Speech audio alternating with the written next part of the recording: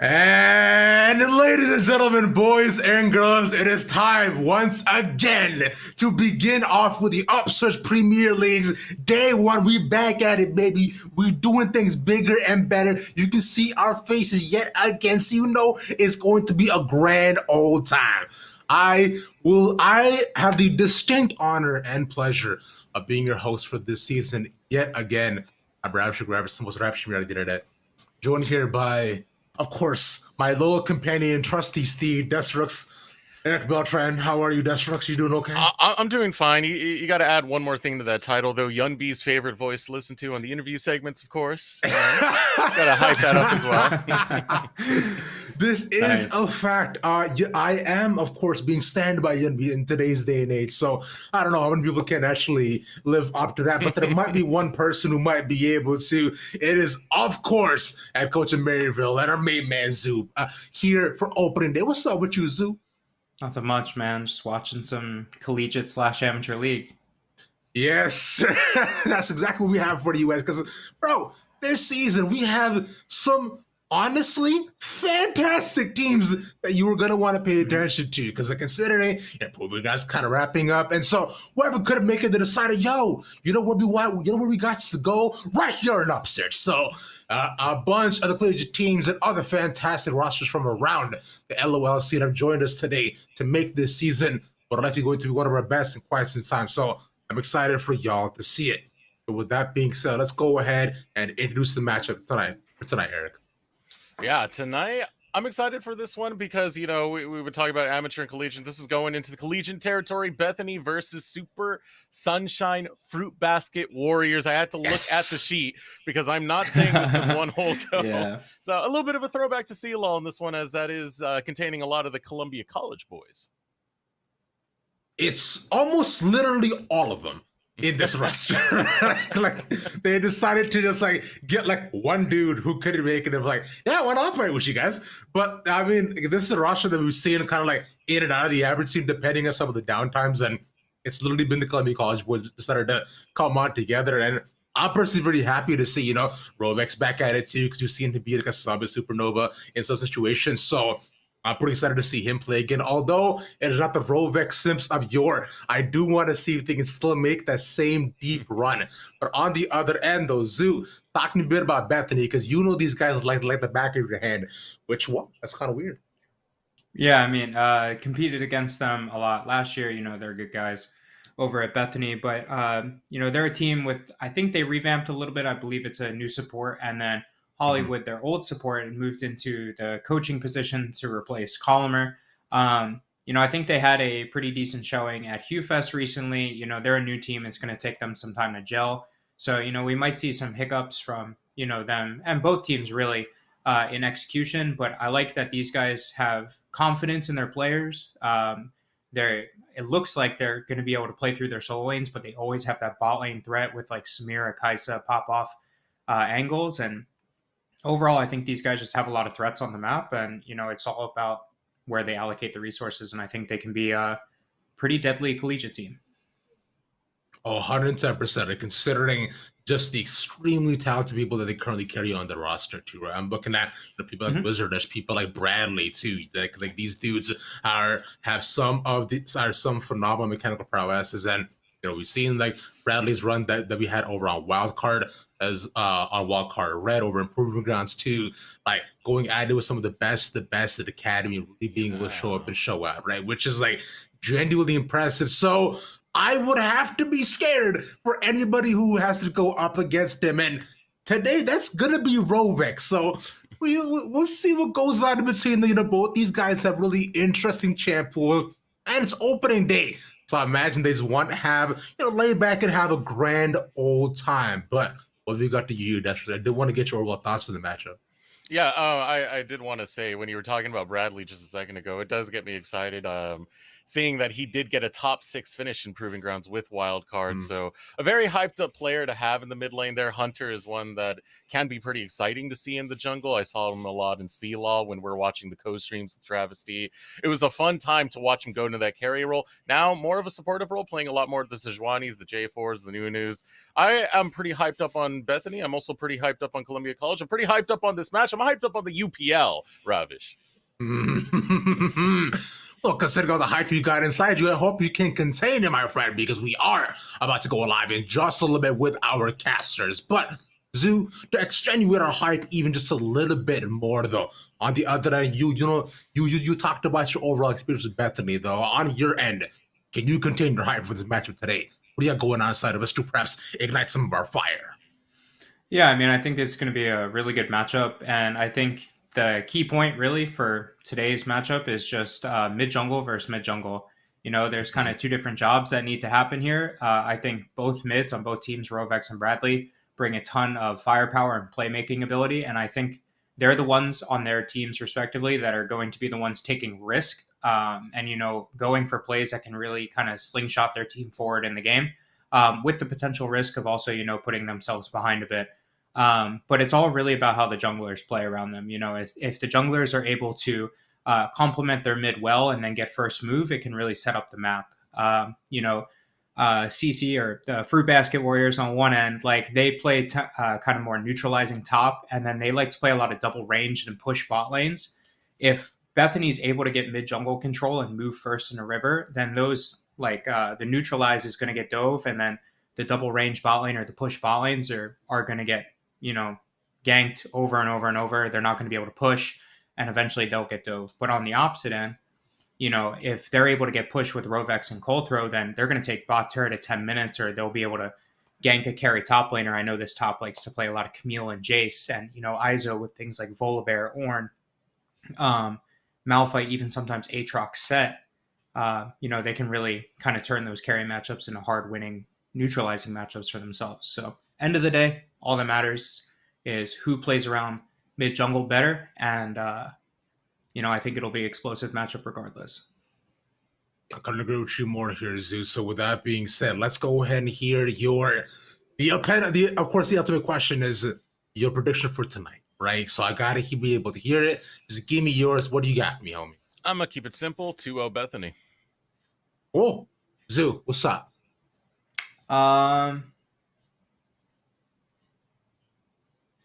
I just wanted to go 3 games, man. But I guess I'll say 2-1 Bethany. I think Bradley is like a really solid player right now, and I think he can definitely carry. Well, you know what? It's I do gotta be the adversity on the desk. So just to make it a little bit more even, I'm gonna say it's gonna be the 2-1 in favor of the Super Sunshine Fruitbasket Warriors. There you go. That's how you do it. The death strokes in one breath as well. Now we'll pass it out to our casters, Mad Magical and Beatdown Boulevard, to take us into the first game of the first season of the night. Boys, are you hyped? Thank you so much, Ravish. Welcome in. It is day 1 of the UPL Fall 2021 season. Mad Magical, joined in by the one and only, the fantastic Beatdown. How you doing? Are you as excited as I am to be back for more Unified? Oh, I couldn't be more excited, Magical. We got such a great matchup here on day 1 of the fall split here of the UPL. The boys on the desk broke it up so very well, and I'm throwing this out there, Ravish. I like that shirt. I really like that shirt. Yeah, he does have a good shirt. I will say he's worn that before, and every time I see that, it is definitely one of those top-notch ones. I've never seen it. That's crazy. I've only seen it once. I think he's gotten it really recently because it's a really nice one. I gotta say, almost as good as the chalkboard, except it's plain today. But we'll see. We'll see when we get up on here. Well, depending on what you want, maybe I'll throw something up there later. But we'll see. Okay. We'll see how the day goes. We got to take it one step at a time, get ready, get ourselves back into the flow of things, especially for UPL, because we do have a couple of changes that we can talk about before we get in talking with the teams and whatnot. Like the fact that each one of the divisions now has 6 teams instead of just having the 4 they had before. That's right. We have so many signups this split, and it's so exciting to see. And the thing is now, with more teams, that means a bigger playoff bracket coming through. So with 6 teams coming through this split, that means the top 4 will be the ones to qualify for the playoffs, which is going to be single elimination bracket. But mind you, that is many weeks away right now. But that kind of leads into the next point where even though these are 2 of one of the better teams in this particular group, I mean, the Mountain Division that these teams are in is actually pretty stacked in itself as well. So starting things off in week 1 with a dub against the other, I think is something both of these teams are absolutely looking for. Well, I look at a lot of the divisions, and I gotta say, I think it's maybe a factor where you're starting to round out the year. We're getting towards the end of it. It's now September, almost October, and you don't have very many tournaments now left for you. So UPL is a great place to kind of get yourself fitted into Right. 2022, how you want to be able to foster your teams, the growth that way. Because Proving Grounds, hopefully, knock on wood, fingers crossed, and all that jazz, will still be coming back in 2022 in maybe even bigger fashion, where a lot of these teams, these collegiate teams, these amateur teams, can start really striking back at the academy teams who have been able to knock them out of the top 4 that we saw just recently in Proving Grounds.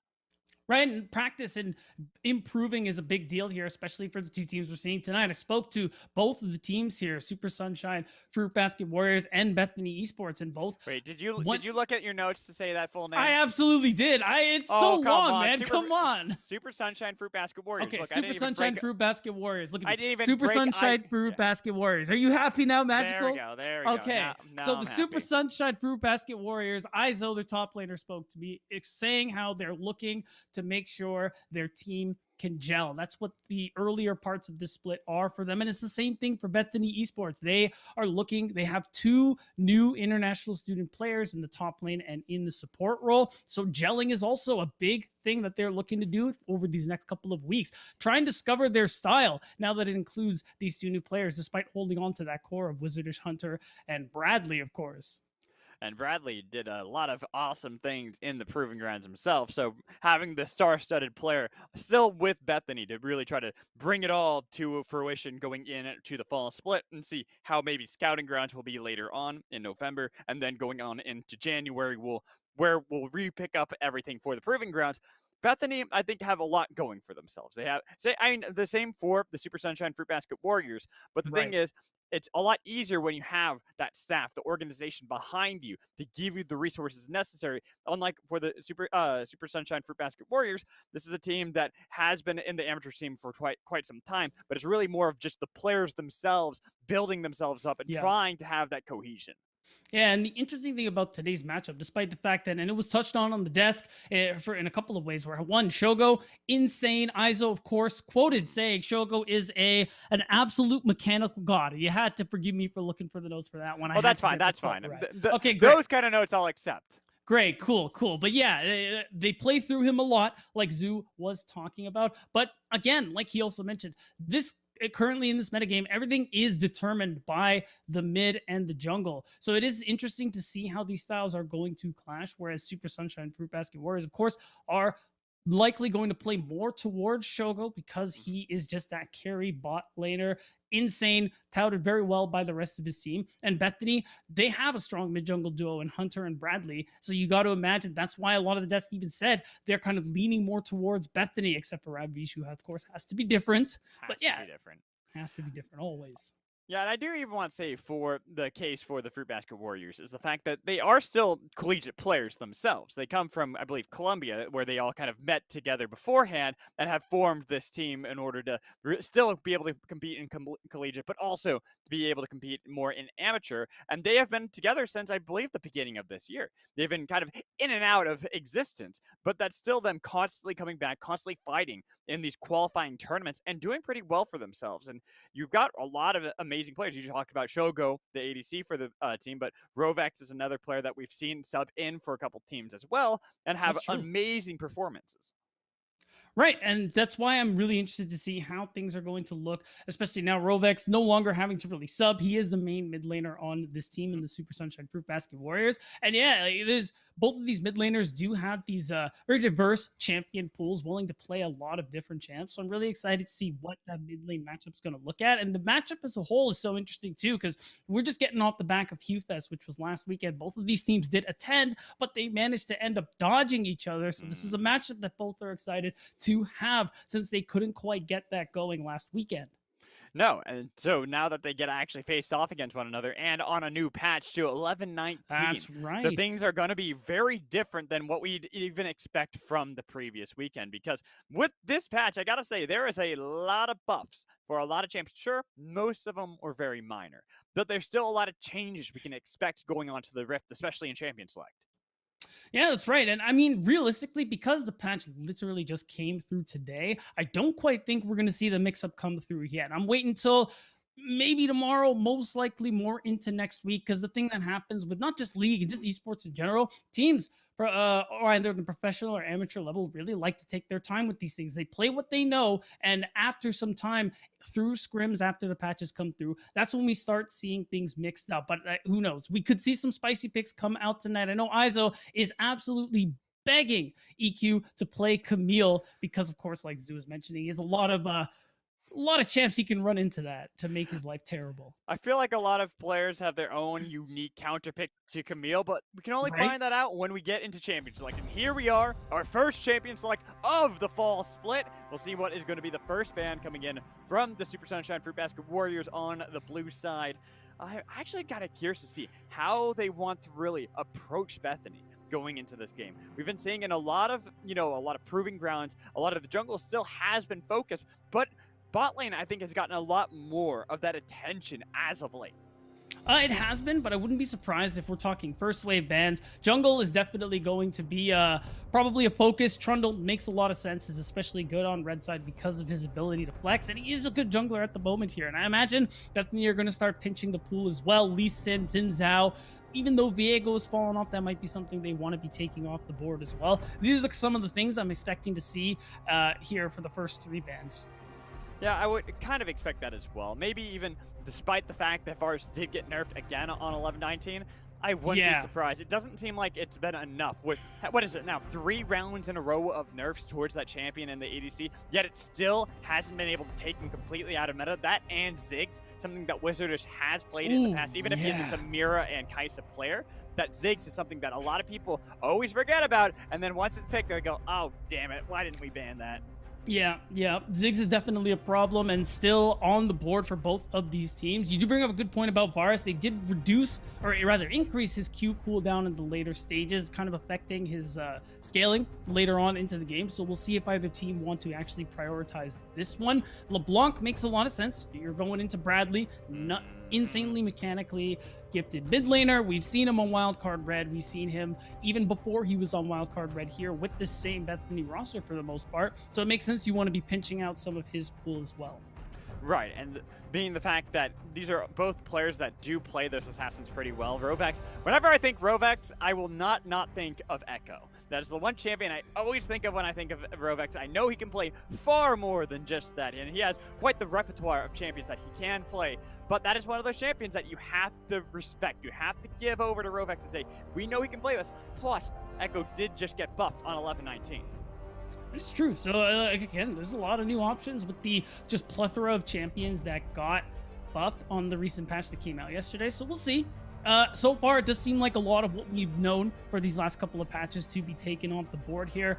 The Irelia is another one that makes a lot of sense. Get it out of Bradley's hands. Ryze is gone too now, and Thresh. So a lot of the really strong standard stuff we see is taken off the board, but there's still plenty to go for here. At this point, Xin Zhao makes a lot of sense for Super Sunshine Fruitbasket Warriors, and I would not be surprised if that's locked in.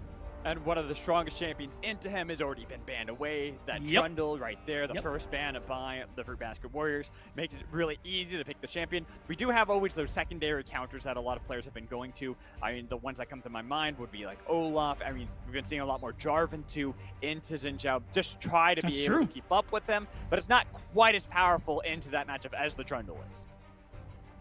right? And we got a lot of different hovers going on here on Bethany's side. I'm sure there's a couple of good answers, I think, so far. Syndra would have been fine. I think Rakan is all right as well. You want to get yourselves this, Rakan is just that really strong at the moment here, so a lot of teams have been blinding him. He is very flexible, is really good with how much playmaking he can offer, so I'm sure Yuji would be very comfortable with that pick as well. As do I, and I wonder if they're actually just going to grab their jungler here, or if they want to get the Lovers duo immediately, just try to make sure that they're going to lock in the bot lane, since you know there's not going to be the jungle pick on the other side, but they want to hold their cards a little bit closer to the chest, don't want to give up any information just yet, and maybe even bait out that Xayah pick, because Xayah we kind of see taken without the Rakan, but Rakan far more likely without the Xayah. Agreed. Again, he's so strong at the moment here. We'll see if that's something that the Fruitbasket Warriors want to deny. I would be very surprised if that was the case. We will probably see them, though, look to pick at least either their support or their bot lane. The Galio is definitely an interesting one. He is very slowly rising in popularity and actually back in the mid lane as well. So it does serve decently well as a flex into Rakan. It's I think it would be all right, so I think you could put it in either one. I'm just curious to see what they'll pick on 3. Could be 80 carry, probably most likely what it is. Yeah, I'm curious to see what they're going to lock in here as well. The Kalista actually getting locked in for Shogo makes me think that this is a Galio support. Galio did just get, again, small buffs across the board on 11-19. But the fact that his Shield of Duran got a little bit of that cooldown knocked off in the later stages means that he's going to be a lot safer to be able to toss in consistently, knowing that the cooldown can almost reset in these fights a lot more reliably than before. And the thing that's interesting to me, though, is that because it's still, I believe, 18 seconds in the earlier parts of the game, that makes me wonder if it's actually going to be in that support role. When you're playing Kalista, you want an aggressive support because you're playing to win this 2v2, especially with everything we talked about with Shogo going into this one, being the insane mechanical god, the carry for the Super Sunshine Fruitbasket Warriors.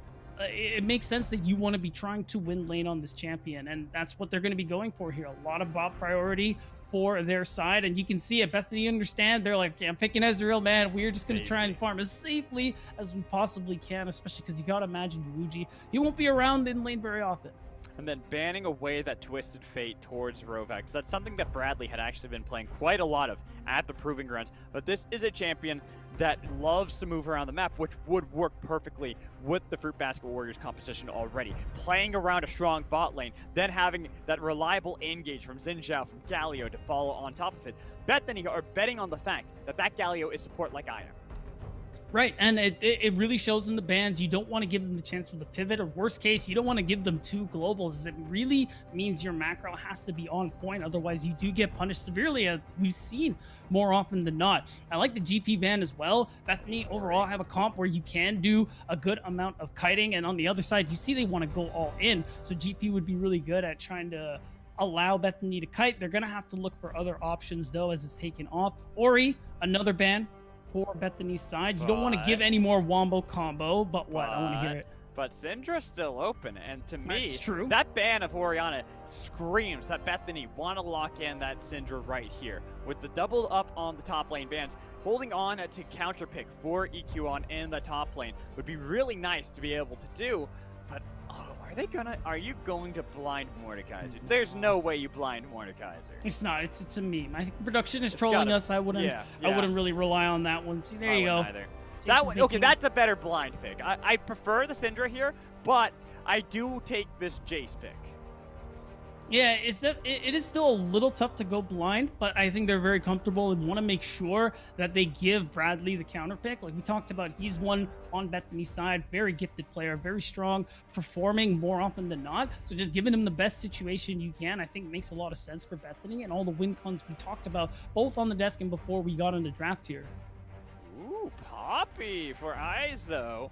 I kind of like that pick. I mean, if you look at a lot of what's on the other side, what do? They all have some form of a dash. Even Jace, when he uses his to the skies jumping forward, it can be blocked by Poppy. These are all things that can easily be mitigated by that. Then you get a nice poke from Zoe. Do you know what's interesting too? I'm pretty sure Poppy just got buffed in this patch, and they reduced the cooldown on her passive a little bit. Yeah, so that might actually be better for trading into the Jace as well. So that one's going to be really interesting. Look And, at that. That's a lock. That's that a right? final pick in for Bradley Zareth. The final one to go into Zoe. I mean, what better way to avoid all the poke than never really Yeah. interacting with it?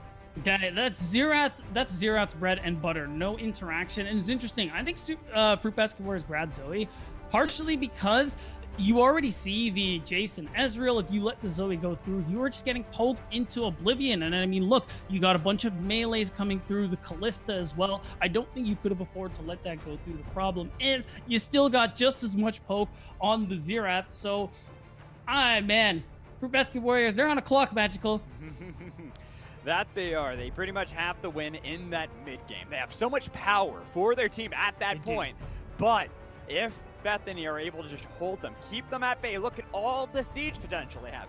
Ezreal, Jace, Xerath, they can keep them at such a long range for so long, it's difficult to actually engage onto them. But if you do, they are very susceptible to dying immediately.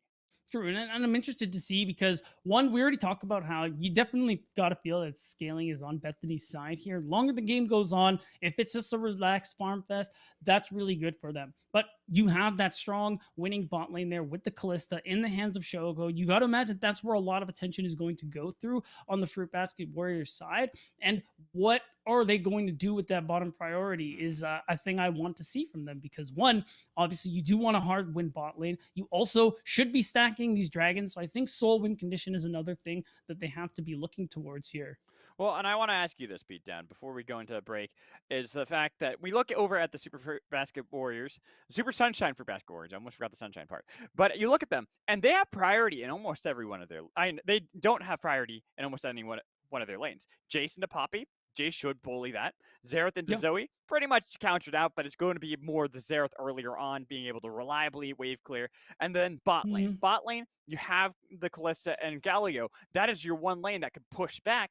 But at the same time, that does mean that something like a Jarvan that loves to gank over and over again in these first few minutes has a nice, easy lane to target. I think you're right. And I think personally, in terms of prio mid can be a toss up, but I still think you got a good point where it still opens up the ability to ganks. And both these mid laners do have good gank setup for their junglers. So even though bot is still a big thing for the Super Sunshine Fruitbasket Warriors, mid jungle, it always comes back to that based on what we were talking about here and how these teams are going to play off of their mid laners. Sure. Bradley, of course, we talked about it. We hyped him up for good reason. He doesn't often disappoint. So will he be able to win things out for Bethany in the mid lane? He has a good matchup. So And it's a fun, spicy pick. Who doesn't love a spicy meatball here? We got our Xerath, and that is something that is always fun to see when people pick up these pocket picks, these things that they've been practicing in the shadows. And it's going into something like Zoe that did get recently a minor buff as well to her Sleepy Trouble Bubble, but not enough to actually matter into this matchup specifically. Not into something that is not going to be anywhere near enough that you can utilize that bubble onto. yeah, that's true. So there's definitely a lot of volatility, and that's why I kind of felt that lane would be a toss up. And that's basically what we're looking for for Bethany's side. But on the other end here for the Fruitbasket Warriors, like how's mid and bot lane going to go? Especially bot lane. Again, you have to win early with this Callista. You do have a lot of lane power, a lot of lane pressure, and I want to see them translate that to the mid lane, to that bottom side river, and being able to secure some of these early neutral objectives. And hey, that can even get you an early rotation over to Rift Herald as well, as you do want to be snowballing in this early game anyways. Well, and you talked about the dragon stacking. That's going to be a big thing to me on whether or not we will see the Fruitbasket Warriors come out on top in this game one. Is how can you play around the neutral objectives with the Xin Zhao, with the Galio to follow you up as well. Then Callista. If Callista is on top of any neutral objective immediately, we know that that's not even just a smite. You have a better than smite ability in Callista. That's right. The only one who does it better is Nunu, but unfortunately, Hunter did not seem fit to run that this game. But he's going to do it for me one day, Matt. I know he will. Yeah, you know what? One day we'll get my Nunu. Hopefully not Disco Nunu, but we'll get Nunu regardless. We'll have to just keep out hoping that that will happen eventually. Because you know me, I like spacey picks. I like things that are different, unusual. I mean, eventually we'll get Vex into the game where she'll be perma-pick banned, but that's for a while until we get to that. We're gonna have to stick through it with all this instead. Right, so it's a little while before Vex comes through. We saw the Action Hover. It wasn't picked or banned this series, but that's an interesting one. I wonder if we're going to see throughout this series on the night. I mean, it's something I'm sure both mid laners will be able to play, maybe top. There's a lot going on here, but either way, Magical. Sounds like our wait is There over. we We don't are. have to stall anymore. No, we don't. We are on the rift for Game 1. It's the UPL Fall 2021 season. We're starting off hot, even if the graphics are trying to catch up with us a little bit. It's the Super Sunshine Fruitbasket Warriors and Bethany Esports Red. And now the question is, we going to see any early game shenanigans, Magical? I know you love them so I very do. much. Here it comes. I mean, it's just a 1v1 skirmish right now. Nothing too serious. So getting a good trade there onto EQon. That is kind of expected. People always forget because we haven't seen tanks really in meta in top lane for pretty much all of Season 11, if you think about it. Yeah. But they have some absurdly high base damages. And that is why I even like to play them with, like, my Trinity Force Poppy build. But that's just me. You're a terror to League of Legends. You know that, Alex? Yes, I do. I mean, a Mumu support is now a thing. You're welcome. Oh, I invented that back, what was it, Season 8, when Mage bot lane were a thing. I'm like, what if a Mumu went support? Then you have your passive, and that would work. And now look at it. He gets one minor buff, and boom, there he is. you know what? You have made a key mistake now, because now you are someone tangible that I can blame everything. Oh, yeah, you blame that me Riot for does. everything. I blame you for everything. That is 100% acceptable, because if you can think of a build that shouldn't work on a champion, I've probably done it. You know what? Let's just talk about the game, man. I'm just Like, gonna... have you ever played AP Draven? No, why? Oh, because you can. I I mean, it doesn't have any scalings, but you can make them. wait, he has none? Oh, no. Then why did you even do it? Because I could. But you didn't do any damage. Yes, I did. I got a single kill. Let's hope the Fruitbasket Warriors get more than a single kill expect this they whole will. game. Especially like with it this too. composition, you got Zoe on your side, you got Kalista, Xin Zhao too. The Fruitbasket Warriors have a lot. You talked about it, the mid game, how volatile they can be at that point. As long as they're able to get to that point, they are going to be strong. But for the side of Bethany, they just have to play it passively, not really worried, not really bleed out. As long as they're even at the mid game, that's going to be perfectly fine for them. And we'll see. We have actually both. No, we have opposite starts from the junglers, which is interesting. Colthrow is actually pathing towards top side. This is a good trade, actually, really for good Bethany's trade. bot lane. So now the pots have to be popped. You can't be as aggressive, clearly, if you are Shogo and Chookies, at least for the moment, but you should be able to get this wave shove, which I think is still really important for them. Yeah, Shookies thought he had a good taunt there onto Wizardish, but really it ended up paying him back pretty badly right there. He got a lot of damage, had to pop all of his pots just to get back up to full now. And that priority that they've gotten so far is looking well at the moment. Keep in mind, though, that wave is frozen right outside of the turret aggro. And so long as you can see the pathing of Hunter, if he paths down there and tries to make a play, could be actually advantageous for them. They could easily call down Bradley. I think there's absolutely a window, especially because Colthrow is transitioning. They do have time to take this fight.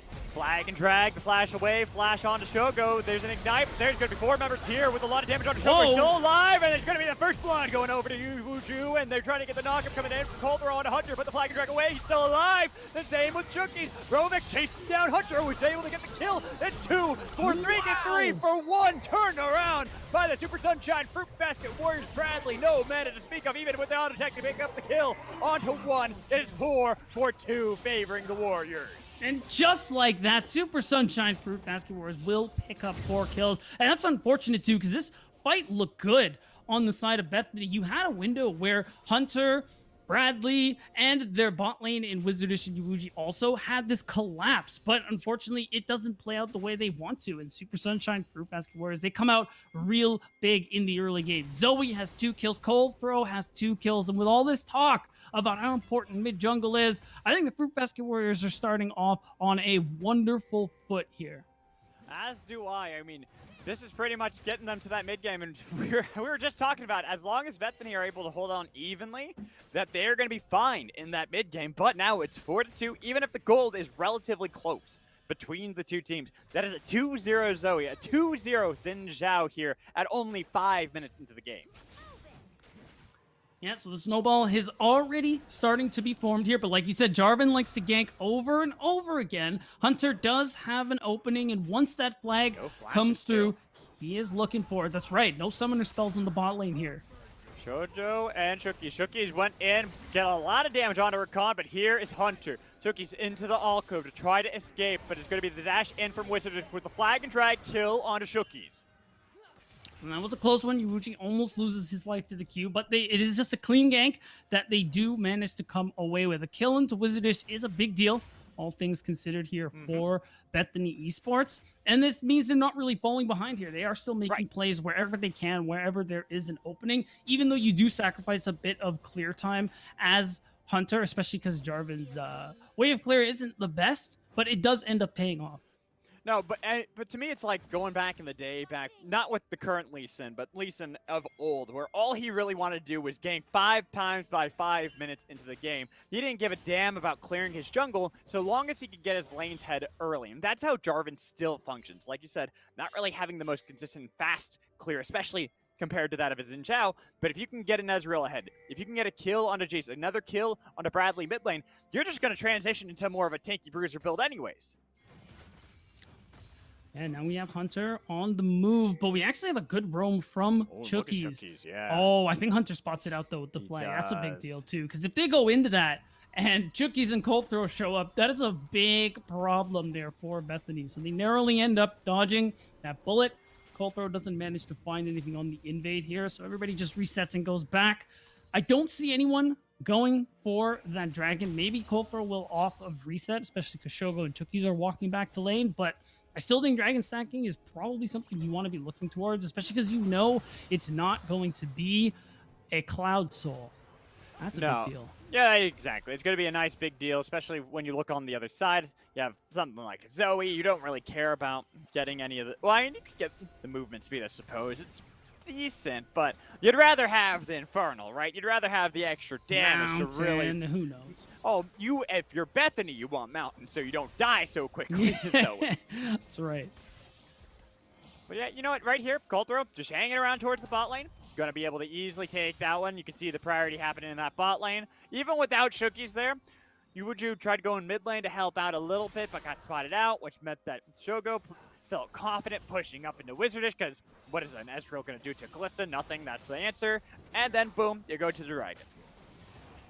Right, and there it is. That's the dragon priority we're talking about here before 8 minutes. So they are going to get a pretty decent soul if they keep up this pace, but hold on. So a little too late on the steadfast presence. You got to be careful on that one. The flash in. Does he have the damage with the Keeper's Verdict? He did not. So close. Just inches away. The shock flash soon to come. He sped himself up with the acceleration and gate instead. Could not find the kill, but mid lane, Chookies got the taunt onto Bradley, who does have the flash still available. That's going to Cataclysm onto Cold Throw, getting a lot of damage with the knockup as well, keeping him right there in the pit. They got the stun, 2 with the orb, the flash away with the flag and drag onto 2 members, getting 1 to go golden, but 1 certainly going to fall here right as he spawns. Shut down, gifted over to Hunter.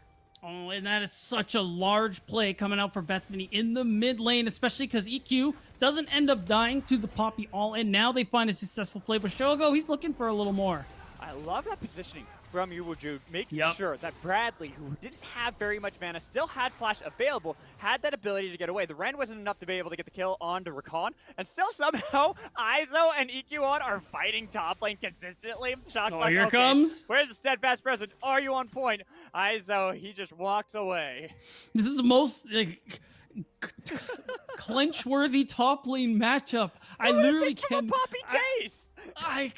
I cannot believe how much Izo just does not care. The fact that he almost won that 1v1 and still walks away is astonishing. The fact that these tops are 0-0 and 0 is just mind-blowing to me. But the mid play is what I want to go back and focus on here. Bethany making the play, picking up shutdowns, picking up kills in a lot of key places is a big deal for them. They've accrued a decent gold lead for themselves. That's also coming off CS if you look. Even though we're just a little uneven in bot, if you look mid, there's a pretty big difference. Top EQ is starting to come out on top of this Poppy as well here. And that's also a big contributor to this gold here that Bethany have gotten for themselves.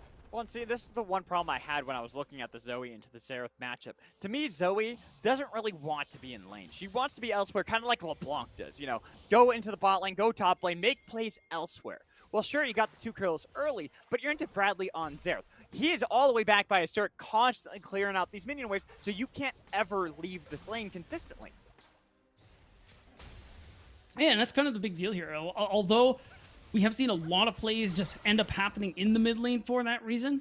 And although we have seen some aggressive trading coming through, not a whole lot is going to come up from it, at least in the individual matchup. That's the thing with the range these two have. So at this point, though, because you do have Chookies being able to move faster on the map than Yuuji, you do have them up there helping Coldthrow secure that Rift Herald. And there are a couple options for where they want to drop that one. Probably in the bot lane, they've already gotten a play down. If they can get a successful dive coming through, especially with Chookies getting close to 6, we could see a first turret go down in Super Sunshine Fruitbasket Warriors' favor. Hunter, he's gone for the lane gank here, but with the blast going over the wall, Chookies is going to be able to help out Shogo momentarily, but that's a lot of damage immediately. Pulls him in with the Fate's Call, a Cataclysm right on top of him. See ya. Pick up the kill, even with the knockup coming in from Chookies. The help of the turret will make it a 1-for-1.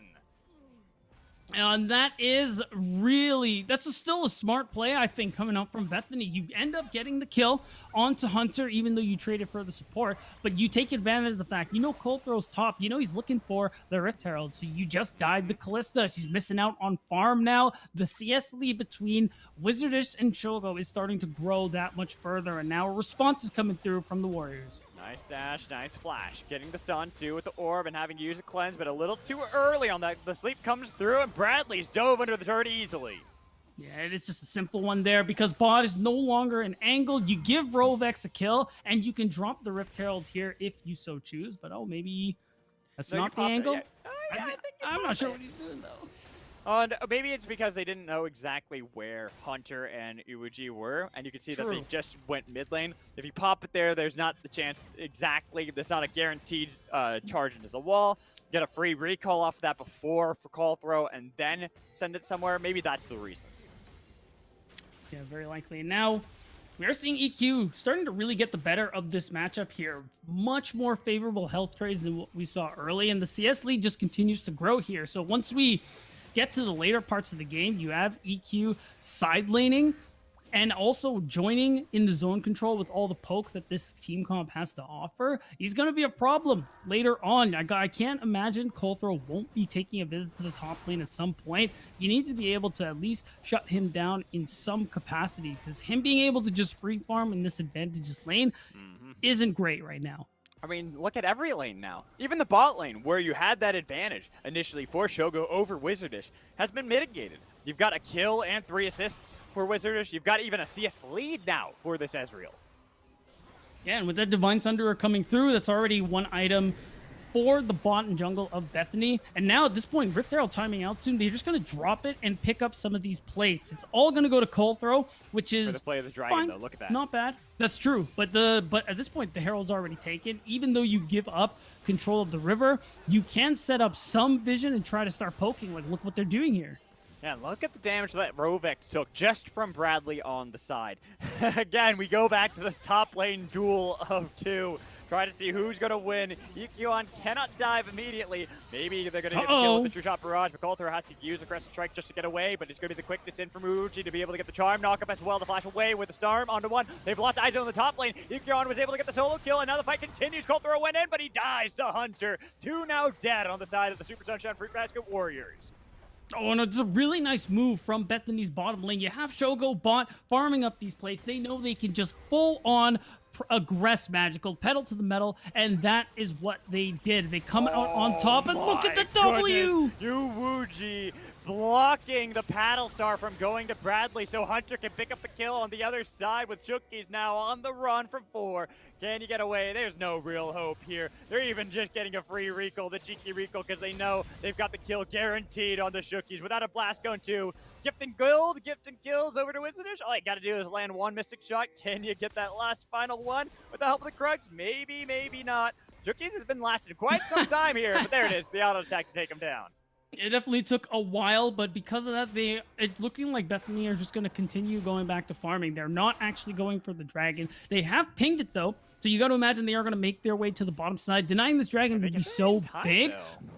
That's the thing. It's just these two. Yeah, you're right. It's probably done so. But still, now 2 dragons going for Super Sunshine Fruitbasket Warriors is something for their side, but they have fallen behind a considerable amount considering how the early game was going pretty well for them. If we could get the observers to toggle gold, I actually want to see what we're looking at in terms of one-to-one comparisons, because when we think about the damage coming through in this composition, all right, thank you. So mid and bot are where a lot of it's going to be. So Shogo and Wizardish are even, which is a big deal, but in time Ezreal will do more damage and offers more zone control. You look at Rovex though, he is behind a little bit, and that's going to matter as time goes on because Bradley is going to be doing a lot of damage as the game goes further. That he is, but right now you can even see that maybe if there's a possibility that the Super Sunshine Fruitbasket Warriors, there we go, can actually make a play that they have an advantage because Hunter and Wizardish are sitting on a huge pocket of gold. They've got a lot that they haven't spent yet, and if they can somehow make a play happen elsewhere, but that problem is they're going to trade it. It's going to be a 1-for-1 turn. We got to look bot lane because Hunter now able to get away from both of the engaged potentials. Even with the charm taunt on top of him, he's still alive. Still at 50%, the Gorge Ringer to help him out. He's got a knock-up, got to wait the Ren, not enough, though. He's got the shield, the flash in, shut down, over for Shogo to get the kill. All the while, the push continued top lane. Izo now getting threatened with the charm knock-up from the quickness too, trying to escape with the help of Keeper's Verdict, but the snipe from Bradley takes him out. Oh man, they spend so much time bot lane magical. Hunter lives for so long, and yeah, they're going to be able to get that tier 2 turret, which is a nice chunk of gold, but this being traded topside, we see Coulthro losing camps on his topside jungle as well, with nothing to take on the opposite end here. So Bethany are continuously coming on top of these trains, and honestly, we're starting to reach this point of no return here, where they're just playing the map better, and they have more power in some of these skirmishes. You have Wizardish, who's really close to that Marijuana, huge spike for the Ezreal, and I mean, as soon as we see the Leandries, which is, I think, what's coming through for Bradley, that's already going to be a big deal as well. The damage just keeps piling on Bethany's side, and it feels like the Super Sunshine Fruitbasket Warriors just can't keep up. No, and that's the biggest problem. This is supposed to be when they're the strongest, when they're the team with the advantage, the mid-game priority team, the team that's got a Kalista, that's got the engage of a Xin Zhao Galio combination and the poke coming in from Rovex. They just haven't been able to really get the successes they needed to because for every single play that they've made, Bethany has had some sort of answer.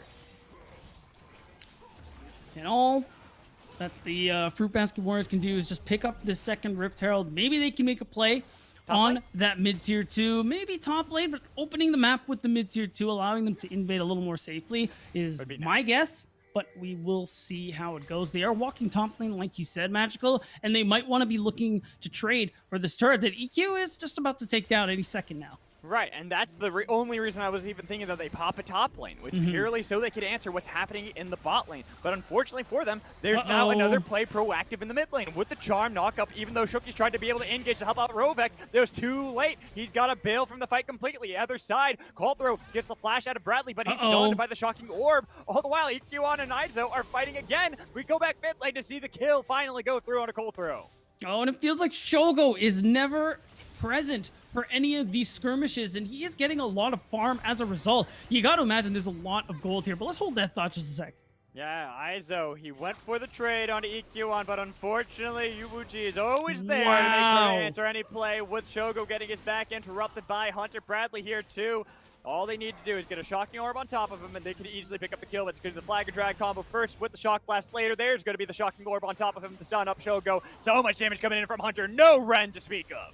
Yeah, unfortunately, he did get the turret, but did end up getting taken down. This does allow Shogo to, what I gotta imagine, catch up, maybe even surpass Wizardish in gold, because now he's gotten a 40 CS lead. He's gotten that turret, that tier 2 isolation gold there, which is a 600 gold for him as well. So now he should be pretty juiced going into some of these fights with that Rage Blades finish. I just want to see him present for these skirmishes, Magical. And I want to see Fruitbasket Warriors when he's not around. You got to be a little more careful. You got to know you're susceptible when a lot of your main damage isn't available here. So now, with the reset coming through, Shogo, you got to imagine he is walking mid and looking to help set up for this dragon. This is imperative for the Fruitbasket Warriors.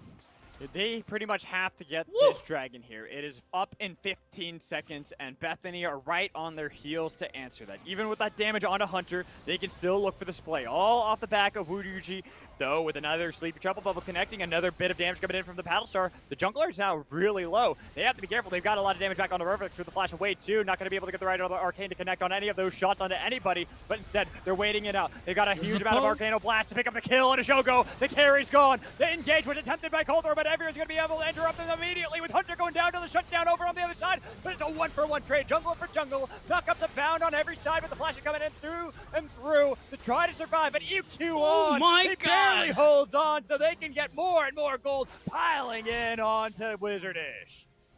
And man, what a scrappy fight, but Bethany, again, Magical, come out on top, even with Shogo as part of the picture. We see how impactful the poke and that zone control that they have on the side of Bethany. Even if they're not first to river, you have the things like the Mystic Shot, like all the abilities in Xerath's kit, and you can see it here in this replay. The fact is, they know, they have an idea where they are because of that right of the Arcane, and they're just throwing Shock Blast, Mystic Shots, and Yuuji is ready for that engage. And at this point, even though it was super squishy, or scrappy rather, because Robix is able to output a lot of damage in these tight spaces, ultimately, as long as either Wizardish or Bradley or EQ stays alive and is able to put DPS, it's all good. Exactly, and now look at this. The dragon stacking game we were talking about for the Super Sunshine Fruitbasket Warriors has been mitigated.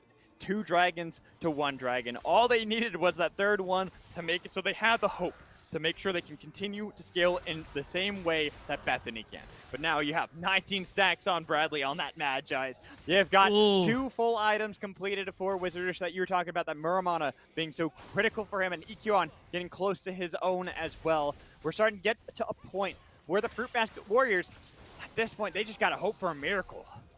Right, and that miracle is honestly in the form of a 30-minute soul, because that's their best bet at this point. Infernal Soul would be a really big deal for them, all things considered, but it's going to be hard. They need to hold on, Magical, and you can see they're actually in an okay spot. They have the top wave in the middle, and they have Izo just shoving it because Bethany have basically grouped mid for this play. Knock up with the Grand Entrance, that right of the Arcane, getting a good amount of chip damage on Shogo, looking for the engage with the Cataclysm on top of him, but he's going to be able to hop out of there with the Fate's Call as well, but the knock up again with the quickness to pick up the kill before Shogo could even re-enter the fight. They've taken out the carry yet again, bit time this game, but this time there's more stakes on the line. There is the Baron still there. Yeah, and now they are going to go for it. No Shogo means no problem for Bethany's side, and at this point, it's going to take a big play from the Fruitbasket Warriors to be able to shut this one down, and that's a big Paddle Star. Taking a lot of damage onto Yuuji. It's going to be the big one that they need to go for. Bradley's on the flank. He's got the Shocking Orb, and he's got a lot of damage onto Coldthrow. All he needs is one more Arcano Blast to connect, and Sin Chao would have been dead. But you know what? This is okay because you managed to get them off of the Baron, Magical, and it doesn't really change the fact that now they have to answer these side waves that Fruitbasket Warriors set up pretty well here. So this is Fruitbasket Warriors holding on pretty much by the skin of their teeth at this point, but they are still keeping themselves in this game. And what are things going to look like in about 2 minutes time? Well, for one thing, they probably need to set up some vision around this Baron just to make sure it can't be done under their noses, but most of their attention is probably going to be bot lane in about a minute's time because they need this third Drake, Magical. They need it bad. But Beatdown, I'm worried. You're facing off against Siege composition, Jace, Xerath, Ezreal, and they are the ones with a 6,000 gold lead over you. How the hell are you supposed to get anywhere near them? Look at this. All they do is pop the right of the Arcane and then send Hunter into the backline over and over again. It's going to work every single time for Bethany. They've got the charm, they've got the damage, they got the kill. Rampage for Bradley. Shogo, he's burning, he's barely alive. He's healing up off the chickens, but they got the double kill for Bradley. Okay, now it's going to be a lot harder without Rovex for Super Sunshine Fruitbasket Warriors to be able to stop this Baron play coming out. And these fights, it's tough because part of it is, you know, Bethany is playing the ARAM game, just going 5 mid and looking for these fights. But it just keeps on working. It's just unreal. They have so much damn damage. Shogo, Coldthrow, Izo, they can't get anywhere near the members of Bethany and do anything before they're taken down to a quarter health. Izo getting the charge of the wall. That's the flash away from Wizardish. He wants to slay the tank once more time. There he goes. He's dominating. And that was a nice play from Bethany. The fact that they sit in the brush, they know Fruitbasket Warriors can't let the Baron go through, so they have to face check into a brush around Bradley, who, like you said, is just doing way too much 25 damage. stacks beat down. 25 chapters! That's right, and it's 3 items now. So much AP in this man's pocket, and how are you ever going to take these stacks away from him at this point? You're down 8k. He is just so safe at an unreasonable range compared to everyone else besides Rovex on the Fruitbasket Warriors sides, and they can't find anybody. They tried to get onto Yuuji, but man, that's Rakan. That doesn't work. Nope, not at all. I mean, really, you're just grasping at straws at this point, hoping that you can pick off any member to make it at least somewhat even. Because if you can get a kill on Yuuji, there goes that engage potential for the side of Bethany. But still, you gotta somehow shut down Bradley, shut down Wizardish, both of them with a 650, 700 gold bounty on their heads, where they can just send in the cavalry once again. Here comes the clown car to pick up the kill on a Shogo, and Shookie's flashing over the wall, but he's followed up easily by Hunter, dominating Bradley on the other side. Caldwell held up, but he just couldn't do it long enough. He dies eventually. Izo, Rovex, they scare away at least Hunter, but they can't scare away everyone. It's another double kill coming in from Wizardish. Rovex, the surviving member for the side of Super Basket Warriors. But unfortunately, even with the blast gun, it doesn't matter. And, oh man, this is probably going to be the end at this point. Fruitbasket Warriors, they needed this third Drake. It was imperative that they managed to get it. Now, they're going to lose both. They're going to lose this dragon. They're going to lose the Baron. And Bethany are one fight away from taking themselves to match point here in this series. All it's going to take is one good fight. One good fight. I mean, even they could have 3 bad fights and then one good fight. It seems like it might work out for Bethany at this point, because Rovex, he's just getting chased down by Wizardish. True Shot Barrage, not going to be able to connect, but honestly, it didn't even matter. They've got the Baron. They've got what they came for. They can back off and give a free blue buff to Bradley on the way out. I'm telling you, this is A1 jungler tips. Don't give your mid laner your blue buff. That's stupid. Give them the enemy blue buff. That's way better. Oh, way better. And then give the support the blue buff, right? Because the supports get the kill. Right? Sure, yeah. Okay. Well, at least how I play support, I get all the kills. I see. Don't play with magical. I'm just writing that down right now. Don't mind me. What? I play Vigar support and I get all the kills. Oh, okay. That's different. If you're playing like a mage, that's fine. What if I play AP Amumu support? That's also actually unironically fine. Yeah, there we go. All right, Shogo, this looks familiar. Deja vu right here. He's alive for a long time, but it's going to be the trade of 1-for-1 with Jookie's with Ignite on his head. Still barely alive. No chip damage coming in from the side of the Super Sunshine Fruitbasket Warriors at the moment, but they're just waiting to see if they can get Hunter into the side lane with the flank. Everyone's so low, except for Rovex. This looks familiar. I said deja vu once, I'll say it again as Izo Keeper's verdict only on the minions. It's going to be the cracking of the base for the Fruitbasket Warriors. Bethany now knocking at death's door. And at this point, they have a wave. They have the Baron buff in their hands for a minute and a half longer. They could just look for it. All the range, all the siege magical. This game could end right here. Bradley's got to be careful. He's the one with all the gold. They engage on the other side with GP Trouble Bubble onto Ezreal, but Wizardish had a nice tanker right in front of him to keep him alive. Shogo Only is one up next soon. turret still remains for the team, but like you said, Shogo, now that he's respawned, Bethany had to be careful. Yuuji's got a long path to go before he's going to be back with the team. Yeah, it's still going to be a little tough, though. Walking into Bethany's comp, you can see is clearly painful. HP bars are suffering, screaming all across the board at these Mystic Shots and Shock Blasts. So Bethany are just going to walk back and just continue using this Baron buff for what's left of it. That's another turret taken down, the last outer on the Fruitbasket Warrior sides of the map. And they're just looking for the end. They have so much damage. Shookie's, he's supposed to be tanky, but he clearly isn't. Right to the Arcane on the other side coming in for Bradley. Was able to get nearly 25% of the health now remaining for Izo. Make it less because they landed the last Shock Blast with the engage on Shogo. Still alive with the re-engage coming in from Shookie's. Still, he's got to be careful. The charm with the knockup onto Hunter. That's the tank that you're focusing, not the right members. You have lost your own life the entire time. The base should be cracked. 4 members still remain for the Fruitbasket Warriors, but they cannot stop this game from going the way of Bethany as they take out Izo on the way out, continuing to pad the KDAs, because why the hell not? You might as well when you have 31 kills in 29 minutes. Shogo is burning one more tick. Not going to be enough. Not going to be able to get it in time. The minions are going to close out game 1. And I'll tell you what, Eric's 2-0 prediction is starting to look really good because Bethany are coming out the gate swinging. Yeah, they are. That was one hell of a game to start us off here for the UPL fall split. I mean, like I said, 31 kills, 29 minutes. Bethany, That's more than one. they've clearly made sure that they understood who they're playing against because that composition pretty much just stopped everything that the Fruitbasket Warriors wanted to do.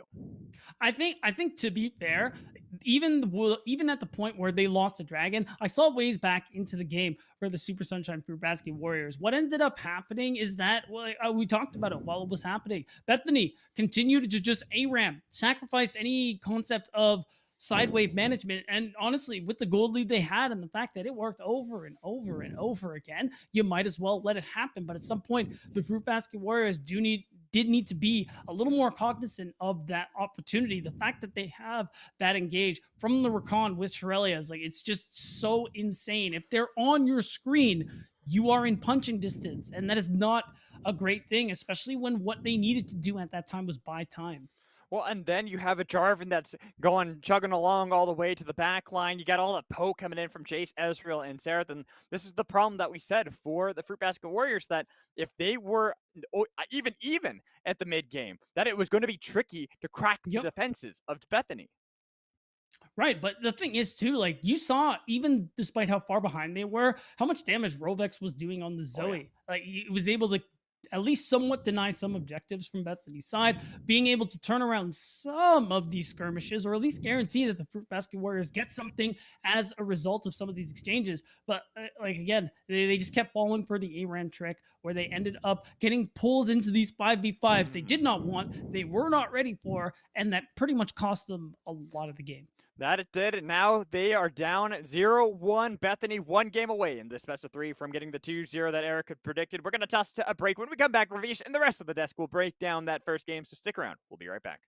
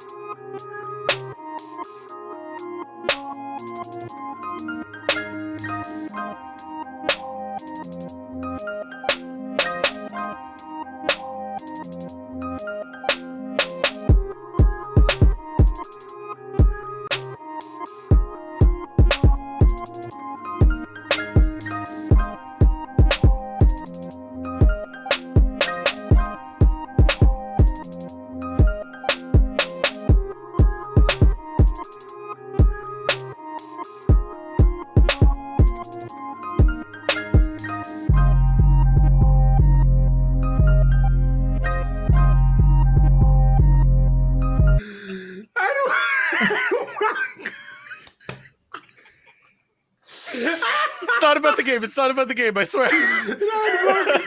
Welcome back man. to the Endless Desk, right here on UPL. I'm Ramsey Grimes. Zoo did this to us. Yeah, that's my fault. I'm joined by Desirux and Zoo, the two most serious people I know.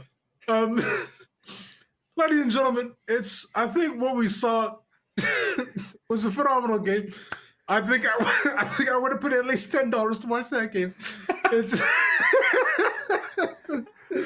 Zoo, you had thoughts of the game, right?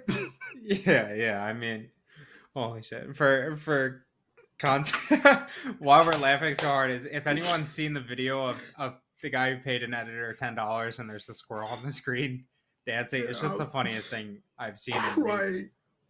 Show us it right I've before been air. laughing. Yeah, we looked at it like 30 seconds before we went on. But yeah, I think the main thing for me in this game is like, you know, between the two drafts, like it's pretty clear as to what both teams were looking for. The thing with the Fruitbasket Warriors on blue side is they're going to have to be blind picking a lot. And especially when they tend to pick more neutralizers top and they like to play through mid and a bot, it kind of limits your options because you need push from mid to bot. So they went into this like really hardcore early game type comp, which allows them to go for fights like this, which is really nice.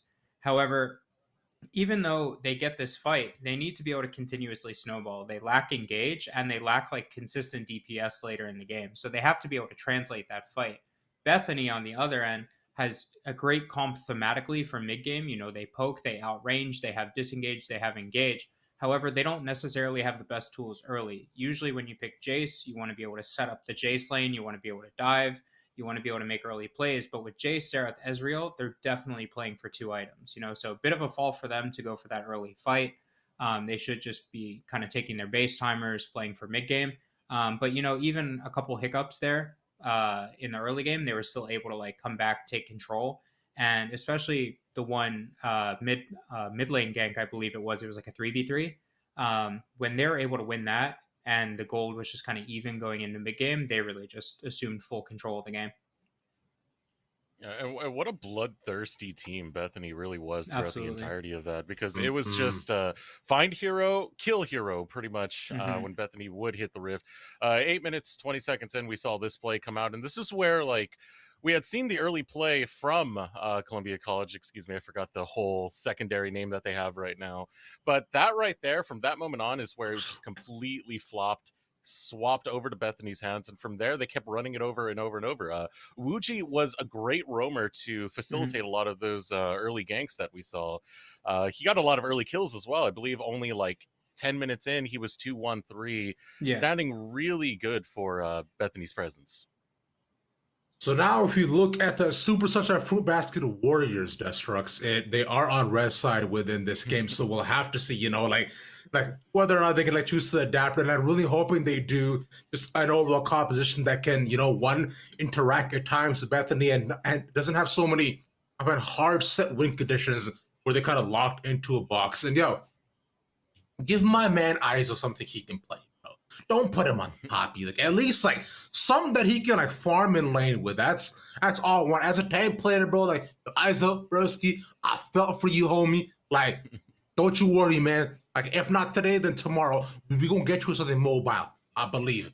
Now, with that being said, we're gonna pass it off to Perma play-by-play caster Mad Magical, only casting fights at Beatdown Boulevard, left her with reactions. Take it away, gentlemen.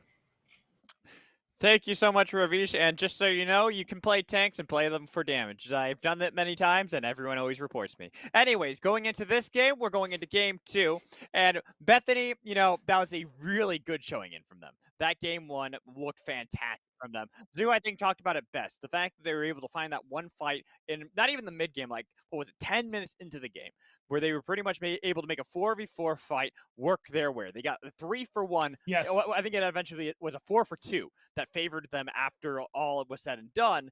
That had been completely the reverse just minutes prior, where it would have been 4-for-2 for the Super Sunshine Fruitbasket Warriors instead. The fact they were able to do that completely shut out the Fruitbasket Warriors from getting to that mid game. Yeah, and it was really smart of Bethany, taking advantage of some of the advantages that they had for themselves. The fact that right after that skirmish happened, there is a bot dive that I just want to highlight that I thought was really good too. The fact that they ended up diving Shogo on a timer where Coulthrow was on the other end of the map. Chookies isn't anywhere in the vicinity, and you just actually he was close by, but it didn't matter. Shogo still got decimated, and that's what matters. And the fact that one of their main win cons wasn't able to actually get themselves back in because he lost a good amount of farm as a result, and he was already falling behind to begin with here. And it's a lot of those smart plays that they made in the early and mid game that really contributed to that victory. And then it was all the ARAM. Yeah, pretty much. That gave more and more gold, where we ended up getting 31 kills in 29 minutes for the side of Bethany. But now we have swapped side. The Fruitbasket Warriors have elected to go onto the red side, wanting to retain that counter pick potential at the very end. Now I want to see if they're going to do what Ravish had asked them. Get eyes on something a little bit more fun, a little bit more flashy, because even on the Poppy, an argument can be made that he was not playing it like, you'd expect a typical tank where it's like, okay, we're stacking the lane. He built Divine Tsundere. He went for damage on Poppy. Dude, that flash trade will live in my heart forever. Like, that was, if he got that kill, I don't know, I would have left. I would have just disconnected and been like, all right, bye, Magical, have fun. I know you want a solo cast, so here we go. I just like to talk over and over and over and over and over and over and over and over again before someone finally tells me to shut up. Anyways, here we get Lee Sin banned. LeBlanc probably going to be banned on the other side because, again, you got to take away that from Bradley, especially being on the blue side this time around. That is something, if you look over to the Proving Grounds, and I'm going to mention Proving Grounds a lot because having casted it just recently and seeing a lot of these picks, and this is where my most recent knowledge is going to come from, LeBlanc was something that was highly contested. LeBlanc LeBlanc and Rise were the two champions that were at the foremost for mid lane that everyone was trying to either pick themselves or pick around because you had to. The power that they both provided was too immense. Even though that Xerath was a lot out of Bradley, I doubt we'd see it banned. Seeing LeBlanc banned a little early, I think, is some respect to Hunter, because partially, even though LeBlanc is a very impactful pick, you still have things like the Rise that you mentioned. If you're not afraid to play the Lissandra, if you're good at it, LeBlanc's not a champion anymore. But them taking away, they're not really interested in playing either of those picks. And I mean, Bradley not interested in playing against the Rise either. Remove some carry scaling options in the mid lane there for both of these sides. And the Rakan ban honestly would make a lot of sense. I think Yuuji had a really good game, finding a lot of great engagements, and was a lot of reasons why Bethany found almost every single fight they were looking for. Yeah, but now the picks that are kind of standing out to me. Xin Zhao again, Trundle is left open. Twisted Fate. These are picks that we've been seeing in that #1 slot on blue side consistently. And I'm curious to see what Bethany want to grab for themselves. I almost would expect it to... Ooh, they get Bradley's Aurelia. Yeah. I mean, yeah, it could be flex top lane, but this is a Bradley pick through and through. I mean, to be fair, it could be top. I mean, it smashes Rise, so I'm not sure why you ban Rise and pick Irelia, but either way, also I do. Doesn't it also smash Twisted Fate, if I recall? It smashes a lot of mages. It's Yeah, just yeah. it's just not playable more often than not, especially for someone like Bradley. Like, Wait, it's lights out. wait. That's a Jinx pick. That is a Jinx pick. I mean, that makes sense. I mean, Yeah, but again, but Thresh is banned. well, you still you're gonna have Huh. to explain this to me. You're gonna have to explain this to me, Beatdown. I mean, and listen, you've listen. seen something I don't. Hear me out. Jinx Thresh is great, but you can play other supports with Jinx. Lies. No, I no, know. No, no, I no. know. What can you play with Jinx? Man, that's tough. I mean, I've seen people play Alistar, but I'm not too sure if that is great. Rakan would have been okay. Oh. This is like the moment where I forget every support that ever. Nautilus, there we go. That would be a good Okay. one. Nautilus, you could play Leona. I was about to say, if you're gonna have the Nautilus, you should have picked it earlier, because now you have Kai'Sa on this side. There's the Leona locked in as well. Wizardish on to Kai'Sa, and this is something that is interesting to Champion see, likes. because it is a champion not only that he likes, that he loves. Yes, that is true. And the Volibear, like you mentioned, is definitely interesting too. Is a flex, can go in the jungle, although Izo, we know, certainly plays it as well. Brand, if that was a Bethany hover, I'd believe it, because Yes. Colomer has made them do some terrible things, but that is not the case. The Braum is... That was Sounds alright. something that I was thinking that you could play with the Jinx, but I'm not a fan, mostly because what does it do? What does it do to beat down? What does the Jinx Braum do? You're just trying to survive the lane, Exactly, I think. and I hate that. I want fighting, I want action, I want not just, farming up and waiting for some items. To be fair, yeah, they could do fighting technically if Wizardish and Luigi could. want to start these fights, but I think it makes sense if we're talking about the identity that Fruitbasket Warriors are trying to go for here. We already talked about and hyped up how good Shogo is of an AD carry, how much his team praises him, how much anyone who's ever seen him play praises him. So giving him Jinx, that late game hyper carry monster of a champion, drafting around that does fit with how they want to play here. So Braum versus Peel makes a lot of sense. You do have the Volibear though, who does like to dive, so I'm gonna need to see something else along those lines. You talked about Echo in the mid lane that Rovix likes to play. But That I is think a you just lock potential in. issue. I think you lock in Xin Zhao here, but the Kane Volibear lock to- in oh, wait, that's not a instead. joke. That is Volibear top lane. Because I was about to say the Xin Zhao. Well, if That you was a look, good, yeah. Trundle, Jarvan, and then Volibear. Another good pick into Xin Zhao. Had all been either picked or banned. So the Xin Zhao would have worked here, but they go for Kane instead, and that should be Hunter onto Xin Zhao. So this one is going to be interesting. It means early game might be a little touch and go for the Fruitbasket Warriors. Oh, it's going to Whoa. be the Lilia. But That is is that Lilia top? No, I'm gonna say it's Lilia jungle. This is a matchup that's actually happened a decent amount in pro play, even in the LEC. I've seen it happen It a couple has, of times. but it's also been played top lane, and it's pretty good into Volibear. It is, but we're gonna see that Aatrox last pick coming through, I think. So there we go. You're right. Let's go. Let's go, beat down. All right. I mean, you are the color caster. I suppose I could give this to you, but you know what? Well, It's every once okay, in a you while, tried. us play-by-plays want to get a victory, but here, I actually kind of like this. If you look at what they've got for themselves, there's a lot of AD on the side of Bethany, so this Lilia does make up a lot for that, especially if it's going to be what I'd expect to be a Dark Harvest Lilia. This is something that we used to see back when Lilia was meta, when you lacked any other AP damage source. Hinge mid for Rovex. No way. Let's No, go. that's good. That's good. That's literally like got unplayable Irelia for too? Irelia. Yeah. Well, man, we might see a lane swapper. I don't know, dude. I feel bad for Bradley. I don't, because I love Sandwich. Of course you do. Like, that is just top of the list of champions you would absolutely play and then build like AD. I don't know. It's called full movement speed. I'll have you know. Okay, you know that sounds fun though, so I don't actually blame you. See, you get, what is it? You get the Turbo Chem Tank. Turbo Chem Tank. You get a Yomu's. You Yep. get. Another good one though is the we kill you instantly build, where you go Imperial Mandate. Oh god, we're moving on to the next subject here. Okay, Fruitbasket Warriors have solid lane matchups. The Kane, kind of a question mark for me.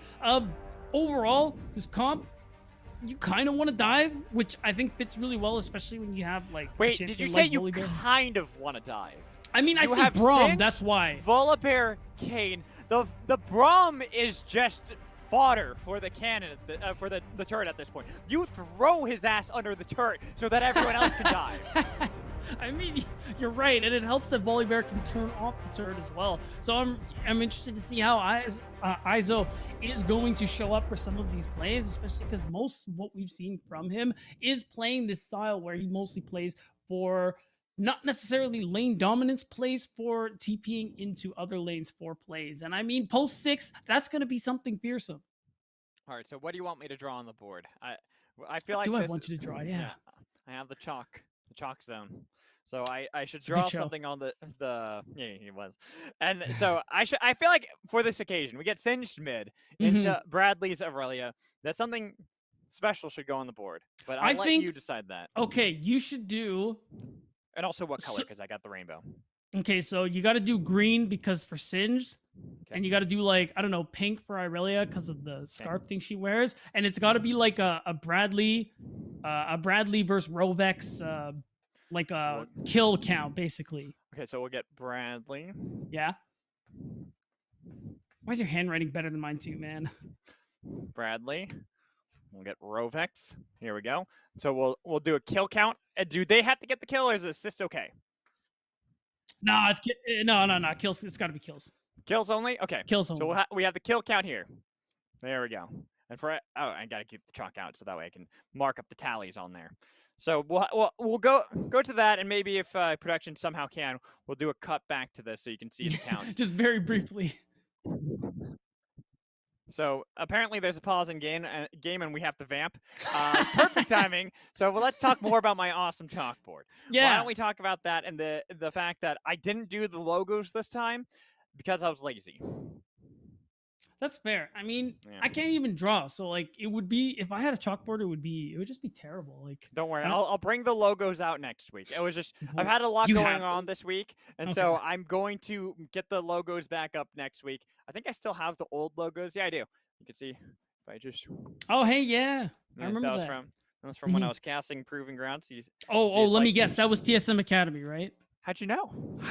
I got a mind for these things, Magical. Colorcaster. Yeah, big brain over here. But yeah, I will say this is a lot of fun. I don't know what else I'm supposed to vamp with. I'm just kind of like, I didn't really draw anything. This is the worst day for me to do this. I'm like, you got a much more exciting background than I do today. I do. Like I would have to like manually like adjust the camera to make everything behind me clearer. Yeah, and it could be a whole game like, hey, guess what that's from? Actually, we should do that while it's blurry. Hey, Magical, what's that from? That looks like One Piece. Nice. Okay, that was an easy one. Boom. Got it. What's that one from? Is that Persona? Oh, you can't see that. Oh, you can't see the one I'm pointing at. Okay. I was about to say, that was Persona. Oh no. I was pointing to a different one. It's okay. Okay, so I can't see. Yeah, I can't. If it's what about that camera. Okay, I'm trying. Is it the one where your finger's over the one next to it? No, the one where basically my finger is on it, literally. Okay, I feel like that's Ghost in the Shell. Ooh, no. Oh, but am I close in like the ballpark? Not really. No, we got him, boys.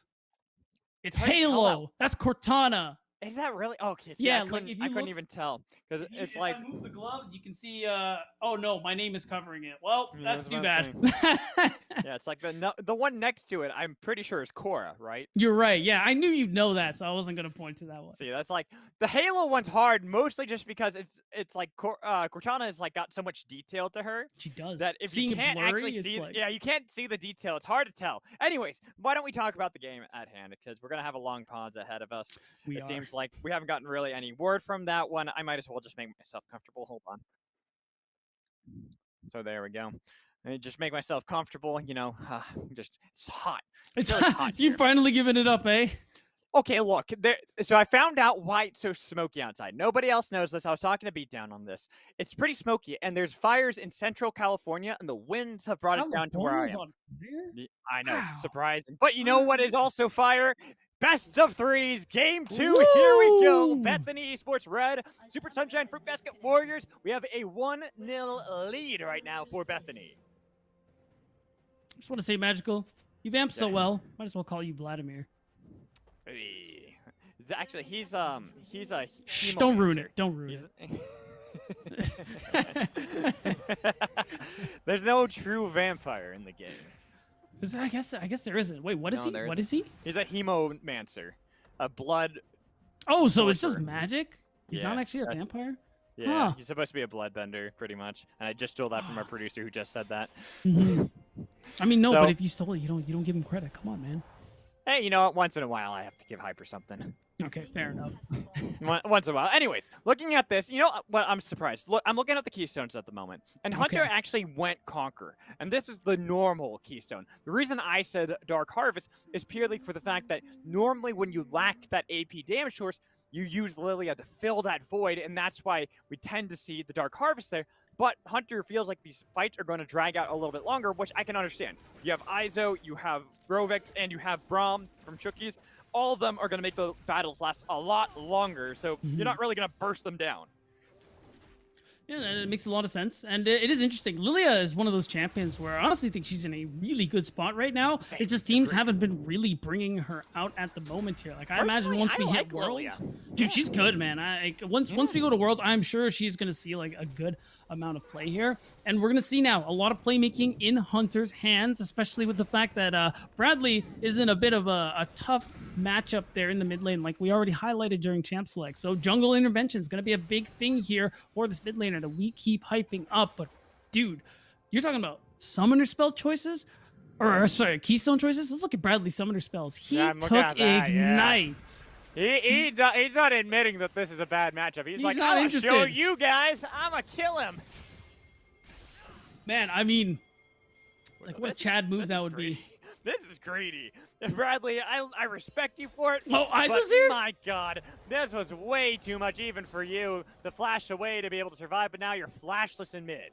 Yeah, that is brutal. This was already tough. He has to try and walk up so he can get some of the 6P as well. Looking for the level 3, but this is already not a great start to this lane here. No, and Beatdown, look at this. The wave is frozen. He gave up orbs over to Kane, too. This matchup is just going all sorts of topsy-turvy for Bradley, who it looked initially like he was actually going to have some success. Yeah, I mean, luckily because there's a cannon, it might not freeze, and Bradley will have a chance here. And you're already seeing some of this aggressive trading go down. I think the other thing to look for, too, is how things are going to go on that bottom lane. Shogo, a player we keep talking about for how good his mechanics are. He has a comp that's really built for him to succeed, and with how much gold he was able to accrue last game, if he could do something similar, it could look good. Ooh, that was a lot of damage onto Shookies. Thankfully, Shogo was able to put a lot of that damage back onto both Wizardish and Yuuji, making it a little bit more even in that bot lane than it initially looked at like. Though I will say, you know, just constantly going back onto this point that you were talking about with Shogo and how this player is someone we got to keep our eyes on. He's been given a lot in this game. You give him over Jinx into a composition that can easily dive on him. You're essentially saying we have full faith that this Jinx is going to be able to kite back with the help of Izo, Rovix, and Shookies, that he is going to be able to 1v9. And the cleanse is also going to be a big deal, not just because of Leona's entire kit and her entire existence, also the Lilia ultimate. Being able to cleanse the sleep in a crucial moment could also prove big. Oh, trade? EQ on. That was a lot of damage immediately coming in. The flash in Oh. from Izo to be able to get away from the chains. He jumps in. He has pressed the attack, but he does not have the confidence to continue the battle. Yeah, EQ will be able to walk away, and he holds on to his splash as well. So Izo trades it for not a whole lot of anything, really, because EQ is going to stay and try and get this wave shoved in so he can get a recall off, and that would be pretty big for him as well, as he's been kind of running the lane so far. It's worth noting, too, Aatrox actually got changed. I think it was either this patch or the last one, reducing his W cooldown, meaning he can trade aggressively more often with his full combo, and Izo's already feeling the brunt of that. Yeah, I believe it was this patch that he got quite some cooldown knocked off on the first few levels for it. Yeah. But We'll go back to that in just a second. Hunter shows up mid lane. Rovex taking a lot of damage immediately. The passive starting to burn him down, but he's getting chased. Rule number 1, Hunter. You don't chase the Sins. You don't do it. You had to flash away because of it. Bradley's on the other side, so they can try to see if they can punish the side of the Super Sunshine Fruitbasket Warriors. But with the jump over the wall from Bradley by himself, the flip back in. Now you're the one caught out in a bad spot. First blood picked up by Izo. The pullback in coming in with the chain of the flash over from Chookies to survive. Oh, and that is unlucky. If Bradley, you're already seeing the consequences of him blowing his flash earlier. He finds no way out of that situation here. And Yuji is being a nuisance. I actually do like that he is messing with the recall timers there of Rovex, making it so that he's probably going to have to blow his TP to come back to lane, and that will kind of remove the advantage for the moment here in terms of macro here. How busted would it be if grounded canceled recalls? It'd be pretty busted, but you know what? We got to look at this replay so we can mull over that in just a sec. Right, and we're going to see this is basically after Hunter is forced to flash. Bradley going in again, like we're just going to, it's just exactly how it goes. No flash and 3 members just pounding on him. Means he's going to go down for first blood here. And went over to Izo, the extra gold, and the steel caps he's instantly able to buy is a big deal. Well, let's see. 6 for 6. World Ender had been used, but here's going to be the Stormbringer with the TP in from Rovex, and he has Ghost too. He's swapped out his flash so he can chase down Hunter, flip him back into the team. EQ on, getting a lot of damage on the call throw, and Wuwuchi is on the other side. Iso wasn't able to pick up the kill just yet on the Hunter. They got to be careful because there's going to be the Ghost pop by Rovex with the Zenith play. The chains 2 to be able to pull him back right into the middle of everybody so the kill can go over to the support. The flash in to pick up 2. Wow. Oh, I think they want more. They might. They should. This is pretty easy. A pretty easy dive and another kill. 1 apiece in the top lane for Bethany. Yeah, and I think another thing worth noting too, Rovex was actually, I think, level 4 before he died, or now he's level 5. So there's actually a noticeable XP disadvantage between him and Bradley. And the CS is kind of abysmal if you look at it too. We're talking 30 creeps down. That is a lot of gold in Bradley's favor, as he already has like the Vamp Scepter. Yeah, and you already know the meme, like, Vamp Scepter's full build for Irelia, so that's a big deal here. And we're going to see the replay come through. Lily as another champion you probably don't want to be chasing here. And you can see it how Hunter is stacking up that Prance passive and is able to just get out of dodge. And Yuuji is the big difference maker here, coming in with all that CC to help turn this fight. Well, and I think even you talked about it too. Rovex was only level 4 when he TP'd into that. Yep. So you have this huge disparity. You already had level 5 for Hunter. That's the the experience difference. It technically could even be argued that it was nearly even between the 2 teams because the support was the same level as the mid laner. Yeah, that is not something that ever feels good.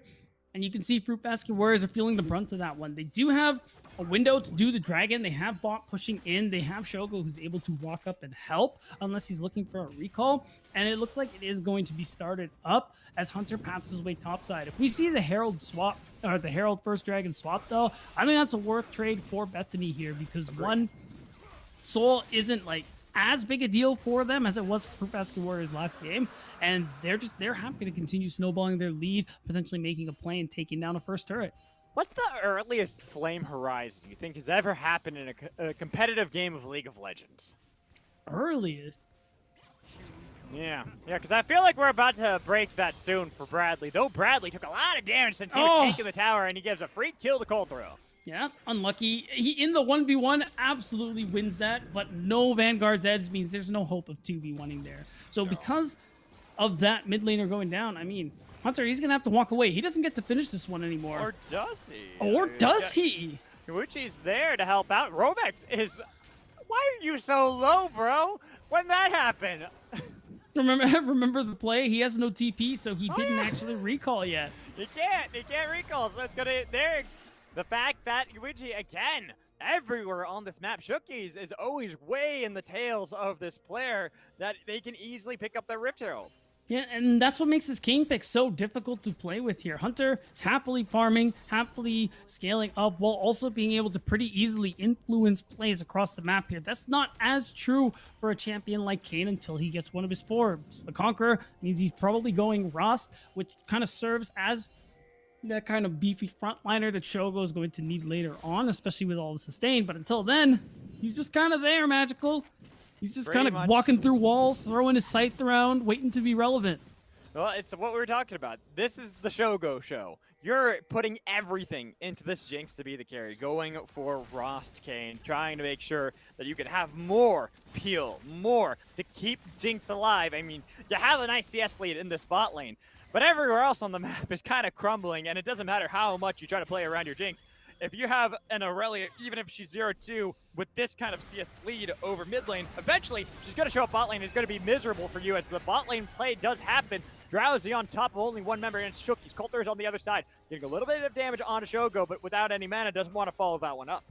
Right, and the Swirl Seed coming through means Coulter can't come out on top. But Bradley, look who's here. Bradley. All right, well, you can chase the Singe that time around because he doesn't have any damage or health to be able to survive while the bot lane play does continue. It's been long and drawn out this entire time, but Bethany are waiting to see if the Super Sunshine and Fruitbasket Warriors actually commit to the dive. Yeah, there's no way they actually commit to this one. You have no ulti. Oh, Yuwuji. Got the stun, and here's Hunter on the other side. This World Seed got to be able to connect. No Umbral Trespass utilized just yet. Not wanting to go for a dive because you probably would trade your own life for it. Yeah, and probably for nothing in return realistically here. So it's good that you walk away, and no Super Mega Death Rocket means Shogo can't do anything. But Yuji just hit 6. Oh, and that's going to be Zap barely going wide. Yuji going to survive yet again, constantly surviving with minuscule health.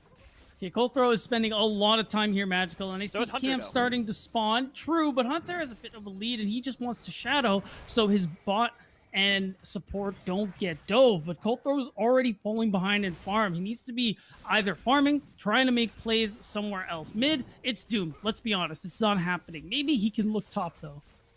But just staying here, I mean... Well, I mean, right now, they're about to get this full-plated turret, and that's a lot of gold for Shogo. But the turret still survives. There's a solo kill top lane for Izo. What the hell? Izo, we know he's not afraid to make these trades, but oh my god, we gotta look back bot, Magical. Well, this is technically a 4v5, but if you look at the health bars, it's a 3v3. Rovex running for the hills. Killer Instinct utilizing a lot of damage on the members of the Super Sunshine Fruitbasket Warriors. That is a mouthful in a team fight, but the turret will survive for Bethany.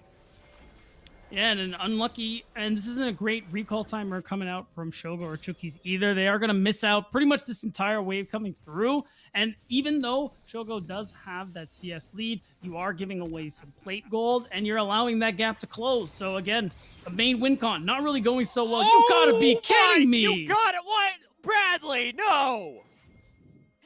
This guy says, counter matchup, your counter matchup.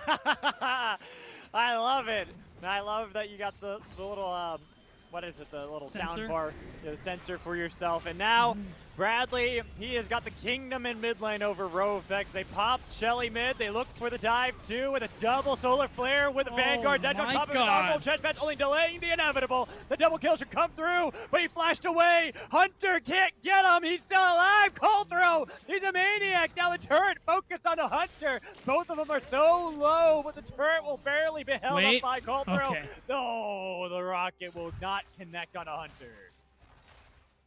And luckily, I wouldn't have killed him anyway. Lilia heals so much from jungle monsters now. It is actually kind of absurd here. But we're just seeing it, man. Bradley, that player we keep talking about. Aurelia, one of his signature champs. And we're seeing it for a reason. He is not, he's just running into all of Fruitbasket Warriors Magical. He doesn't care anymore. He has the Blade of the Ruin King. It looks like he's going shield bow, like full sustain. If I don't see Grievous moves really soon from Fruitbasket Warriors, I dare say Bradley will never die again. Well, and you talked about Vamp Scepter being full build for Bradley. Well, Blade of the Ruin King even more so. It's like fuller build. Yeah, exactly.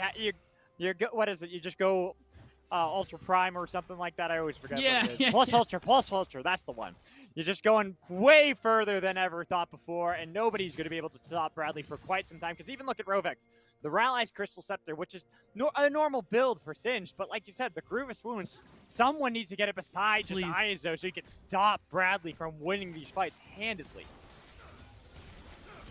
Yeah, that would be just wonderful from the side of Fruitbasket Warriors. And I mean, if we look at this, the way the fact is the gold is in a pretty even spot. I know we're seeing 1,000 difference, but I can already tell you without a swap, that's on Bradley. The fact is he's up like 80 CS, 90 CS at the moment here, and that's pretty much where all that gold is. So if Bradley is not in an engagement and Fruitbasket Warriors find an opening, there are still plenty of plays they're going to be able to make, and you can see it. There it is. Oh my God, Magical is not just 1,000 gold. The fact is Shogo is way ahead, and the only reason Fruitbasket Warriors aren't is because, that's right, Rovex is down half. EQ on, you always gotta fear the Volibear dive. Call throw getting that kill.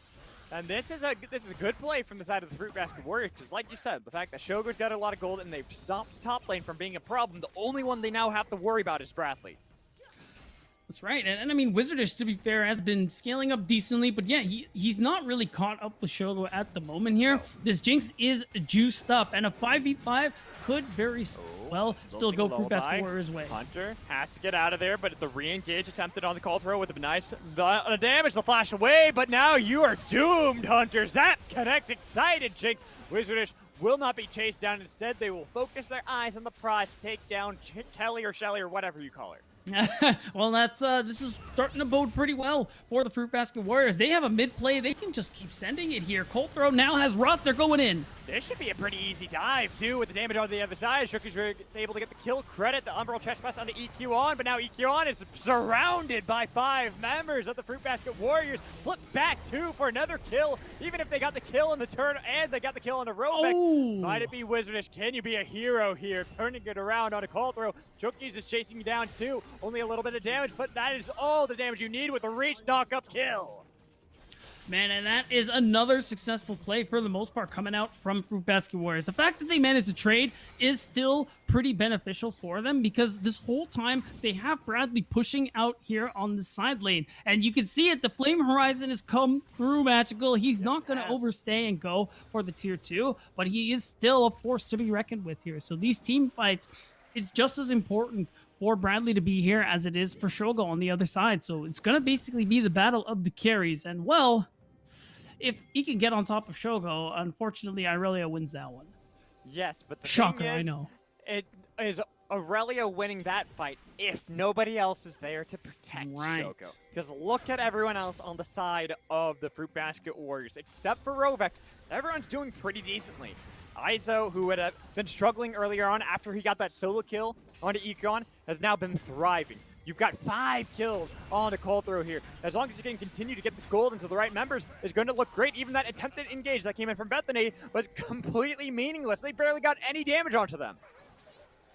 Yeah, and wow, it looks like they really want to make a play here. Lilting Lullaby is available. 3 members, too. They're going to be able to get the stun and the sleep, but it's underneath the turret that's still pretty alive, and Hunter's going to be the first casualty taken out. Shogo has not been here this entire time. That is a 4v5 fight won by the side of the Fruitbasket Warriors.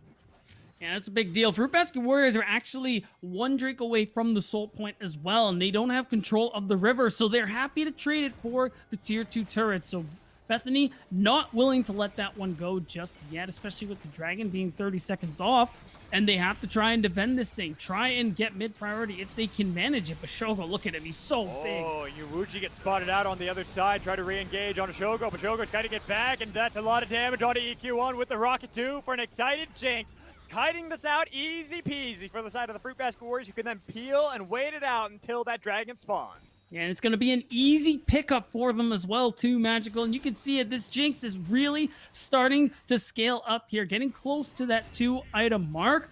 2-1, has the bounty, and is up 40 CS. This is a very tough game all of a sudden for Bethany. You can kind of see it in how that last fight went. It's all about trying to get on top of this carry, but you can see how good Fruitbasket Warriors are at mitigating Bethany. They all try to get on top, and it's just so hard to commit with all the CC available. And the fact that Cold Throw now with that Gore Drinker finished means Bethany needs some Grievous Wounds of their own, because that's going to be a lot of sustain.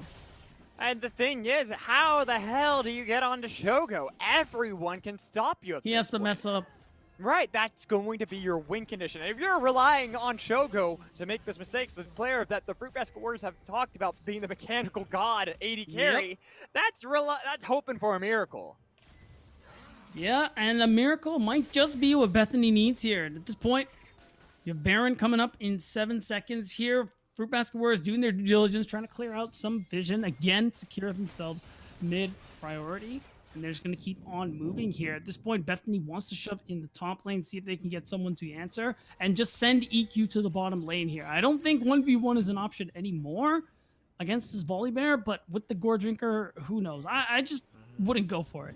Neither would I. I'd pretty much leave that be right now. Fruitbasket Warriors, you're playing this one calm and patiently. No need to overstay, no reason to overstep, because you've got scaling on your side. You can wait it out. You've got 2 kills, you've got 2 items on to show go. You can push up mid lane, continue to pile more and more gold into your Jinx's pocket, and force Bethany to be the ones to overplay their hand.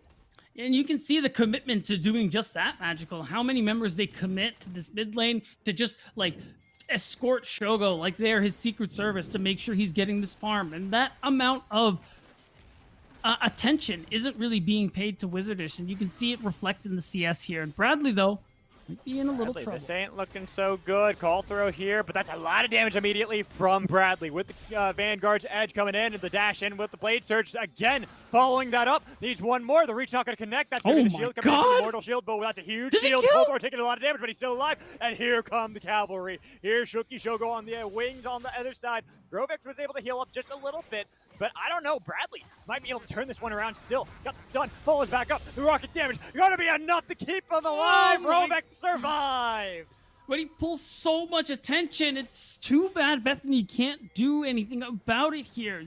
All they're going to do is go for this invade. Maybe they can take down Izo, but he has ult, he has flash. He's going to be able to get out. And here's going to be, again, just the Fruitbasket Warriors running circles around Bethany. They made the play top lane, and 4 members have overstayed from Bethany on the bottom side. Izo wants this play to work. He is waiting for Rovex to get on the side. Same with Shogo and Shookies. They've cut off the retreat of Bethany. There is no salvation or home to go to. You've been cut off. You've been found out. You've been corralled into the pit, and the pit is going to be the Fruitbasket Warriors taking up a kill on a Yuuji on the other side with a killing spree. Done Shoujo, he's got 2 kills too, 4 now in his pocket. Oh, and this is all falling apart here. The punish comes out so well from the Fruitbasket Warriors side, just trying to get something off of invading the bottom side jungle here for Bethany, but it's just not working for them. And these picks mean they can start walking towards the Baron. They can threaten it, potentially get that teleport out of EQ, but at this point, we're talking 2 items, Jinx, Magical. They can just take it, and they can take it fast. Oh yeah, they can, and here is that Bethany understanding that mechanic. They know that Jinx is going to be able to melt down the Baron, so they're trying their best to stop it. But the flip comes back in. Bradley now taking so much damage, concussive blows too, burns through the shield. Oh, he just can't participate. As soon as you get flipped by Singed, it's over, Magical, and you just guaranteed that Baron is going through, barring a miracle steal coming out from Hunter. Rovex pops cleanse. They're going to get concussive blows again onto Yuuji. He's going to be the casualty. You forfeit in this fight as Bethany rinse and repeat back to the same play, but this time it looks like it should stop the Baron. Oh man, they had to throw a lot at them to get them off the Baron. Bethany do manage to prevent it, and you can see the Fruitbasket Warriors. They're just going to go for the reset here. We got Dragon in 30 seconds. It's going to be their soul, and one that they could honestly benefit from a lot. Like, the movement speed is going to be a big deal for a lot of the carries here on Fruitbasket Warriors side. At this point, you got to try and fight for it if you're Bethany. You can see them walking down, trying to invade, trying to take camp, set up whatever vision line that they can, and try to see if they can get a good fight.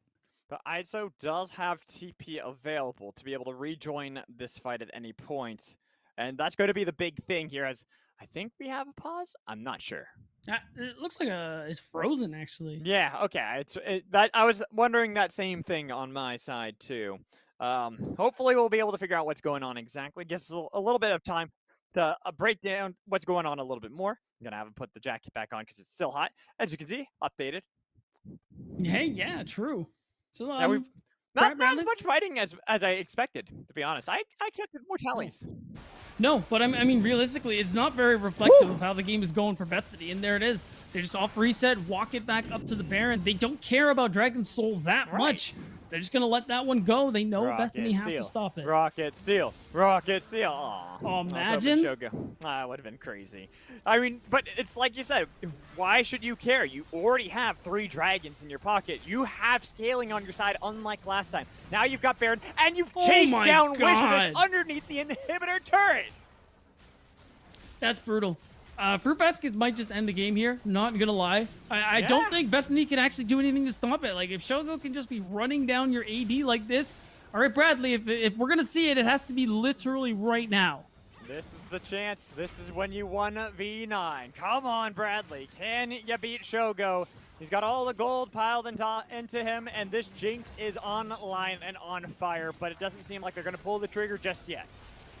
No, but you have Baron buff. You still have it for 2 more minutes, and no way to really wave clear and actually walk up. Because if you're in range to wave clear, you are in range to get dove upon here for the Fruitbasket Warriors. But they're going for a play. Trespass has been used to try to get away from all that CC that could come in. There's going to be a Solar Flare, but it's only on the Shookie's Vanguard's edge, but not onto Shogo. Shogo's been able to kite the sack and be able to survive. They've got a lot of damage. They've taken down the support. They can re-engage. Rovek, he's just running in everywhere, making sure nobody's going to be able to get on top of Shogo so he can get all that damage with Rockets on the other side. But again, another freeze.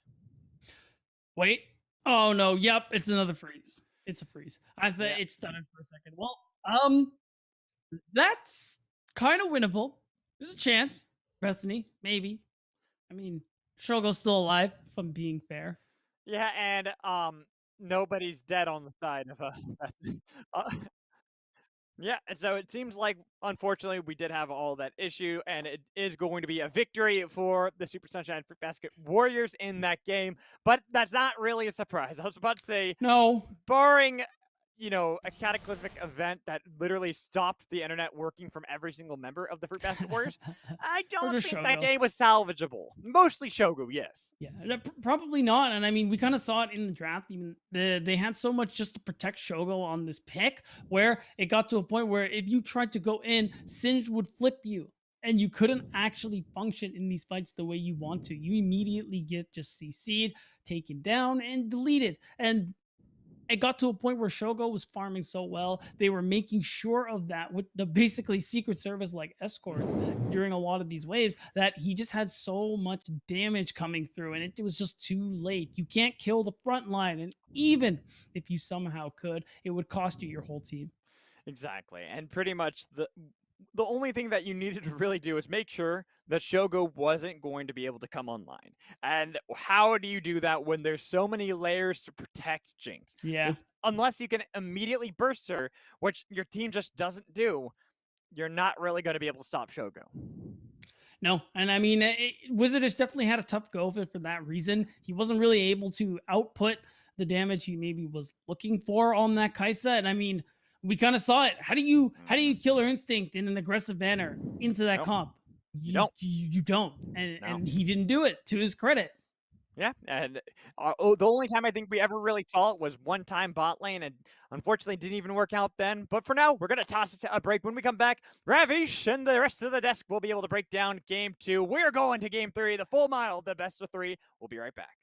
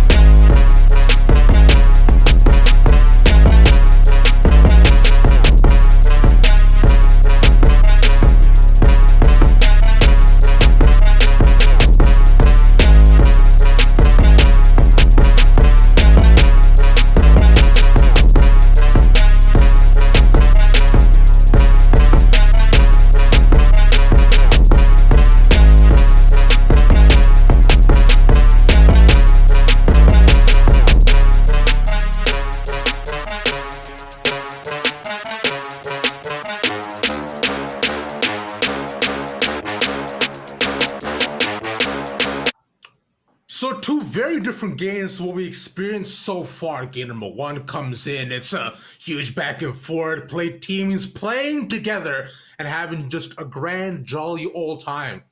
Game number two, we're thinking, it's like, although there was some counterpick potential, but early game starts off for Bethany on a relatively solid note.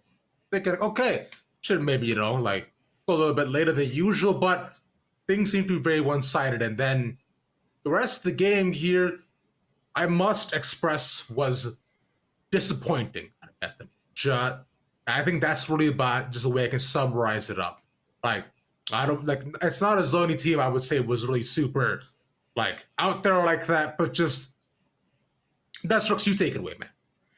Yeah, Bethany in this squad, it felt like their bloodthirst was completely abused in this one. They were found out, and afterwards, I gotta look up their name again. I can't keep doing the Super Sunshine Fruit. What is it again? Fruitbasket Warriors. Come on, man. Fruitbasket Warriors. My God. It rolls off the tongue. Why you gotta make this name? It rolls off the tongue, man. It's Super Sunshine Fruit Basket Warriors. Yeah, simple, easy to remember. Basket Warriors. I'm typing this down so I can look right there and always have it. Not fumble this anymore. There you go. Third time's charm. We'll get it. Yeah, but I mean, we saw some highlights coming out from Bethany, specifically coming out of Bradley, but it just didn't really feel like they played from that lane. It didn't really like they utilized where their resources were getting allocated to. Yeah, like Zoo, your overall take on this too, I find really just reflects the overall mood of the desk across the board, right? It's like it's here. In fact, you know what? At times like these, Joshi gave me some words to help describe what we've seen a long time ago. The things we saw were questionable, bizarre, difficult to execute, and had low win conditions. Is this a Joshi jargon dictionary? Yeah, I mean, it's definitely like they found themselves in a position where they had like a lot of short range. So they had, Aatrox, they had Aurelia, they had Kai'Sa. They don't really have consistent wave clear, which, I mean, that's perfectly fine. You're playing into a Braum, which is not going to be the best for you. But as long as you stay proactive, you're not going to be in situations where you have to constantly catch waves defensively. And your lack of wave clear, your lack of range isn't going to get abused. However, if your mid laner goes up 60 CS and then he's splitting in a side lane with no teleport because he's running Ignite, and you're fighting on the opposite side of the map and giving up kills, like, then that's where you fall behind. That's where your lack of wave clear, your lack of ability to control the map becomes a factor. And, there was definitely some misexecution. And this is something with Bethany that I saw even last year in the last collegiate season. It might not be a one-to-one comparison for now, but usually when Bethany gets up in a series, they tend to get a bit ahead of themselves and then they tend to overreach. I saw this a lot in CLOL playoffs last year. It was kind of like one of their bigger issues. But now, I mean, I definitely see like they had a lead. That was their game to win. They didn't play accordingly to their strategy. They just need to be able to play through the side lane of pressure first before playing through mid and taking their team fights. But, CC Fruitbasket Warriors did a good job of punishing. I really like the adaptation they had with Shogo and with Chuki's putting them on Jinx Braum. I think that's way better than Callista for them. And if they're able to just get, 2 frontline, I hate the Kayn. Don't pick Kayn again, please. But if they're able to get 2 real frontline champions with like a hyper carry and, the game is even going into 15 minutes, they should be able to take game 3. Bethany, as long as they clean up their early game aggression, they should be able to control the game. Other options also include interesting, a real head scratcher, and must go back to the drawing board. Yeah, I never want to see Singed Kayn 2v2 on my screen ever again. Please, thank you. I'm about to pull out my Ravish jargon dictionary where it just says Yorick in the very start of it. Yeah. To be fair, I've never really said it on stream, only in very specific conditions. That's more so for us, but please, anybody play Yorick, for God's sakes. I'd be so happy. I mean, I doubt we'll see that, but we'll leave it up to Mad Magical and Beta Boulevard to see what we get in game number 3. I'll take it away.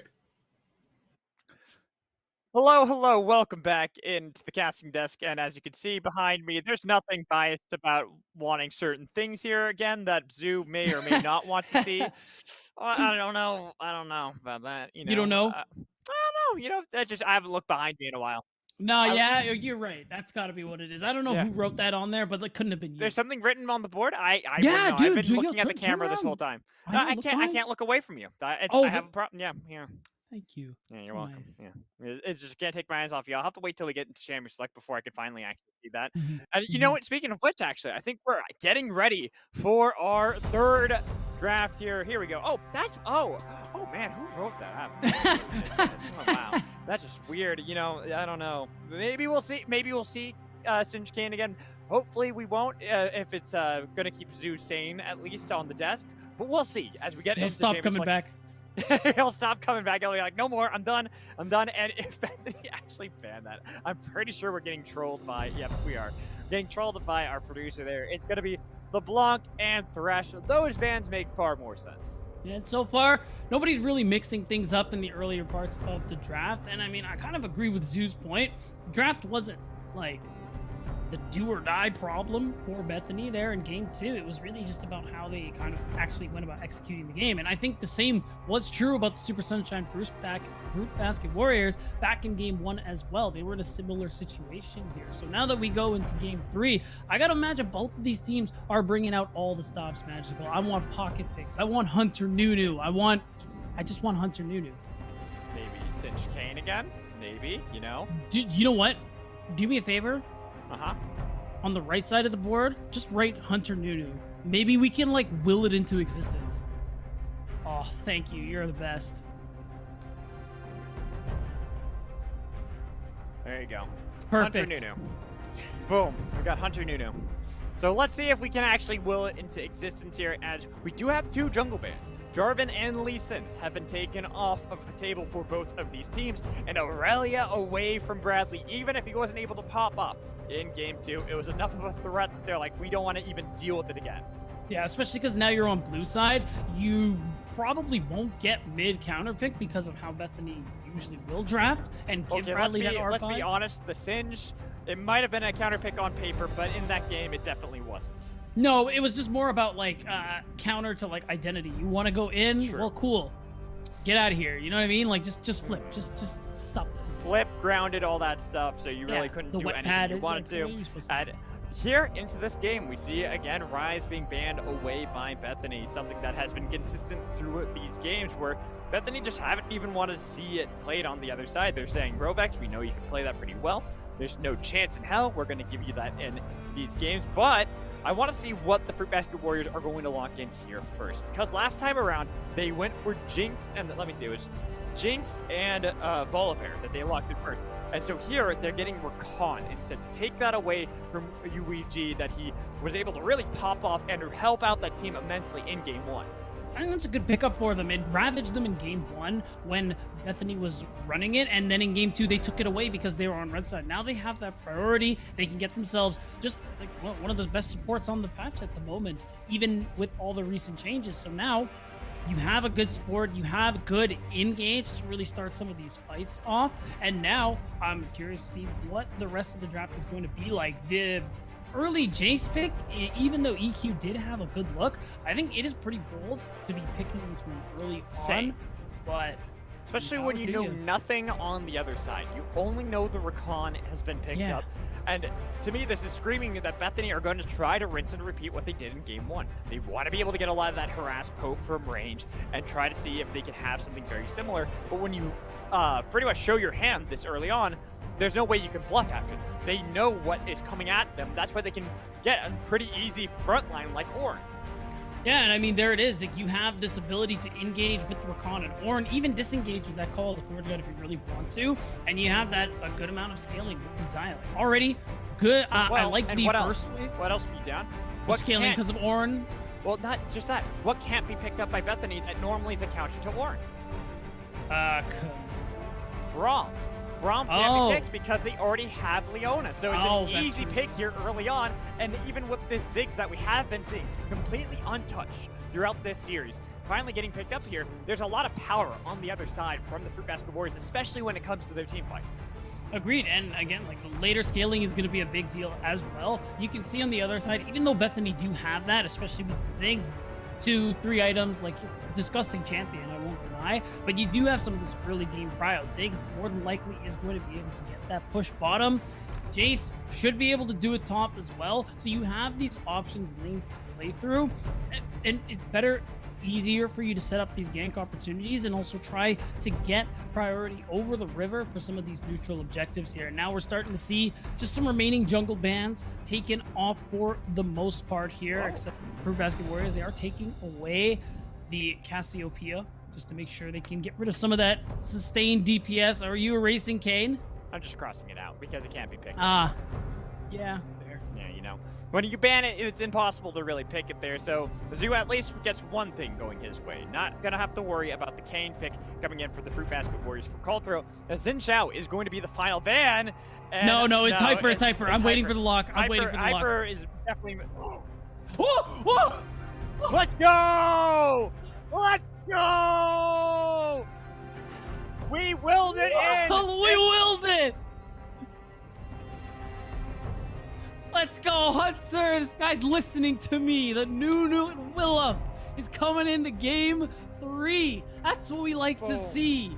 Nunu coming in from Hunter, getting the classic there, but it will be answered by the Olaf on the other side from call throw. Something that can go through a lot of that, has pretty good dueling potential early on that can mitigate a lot of that power that Nunu tends to have early.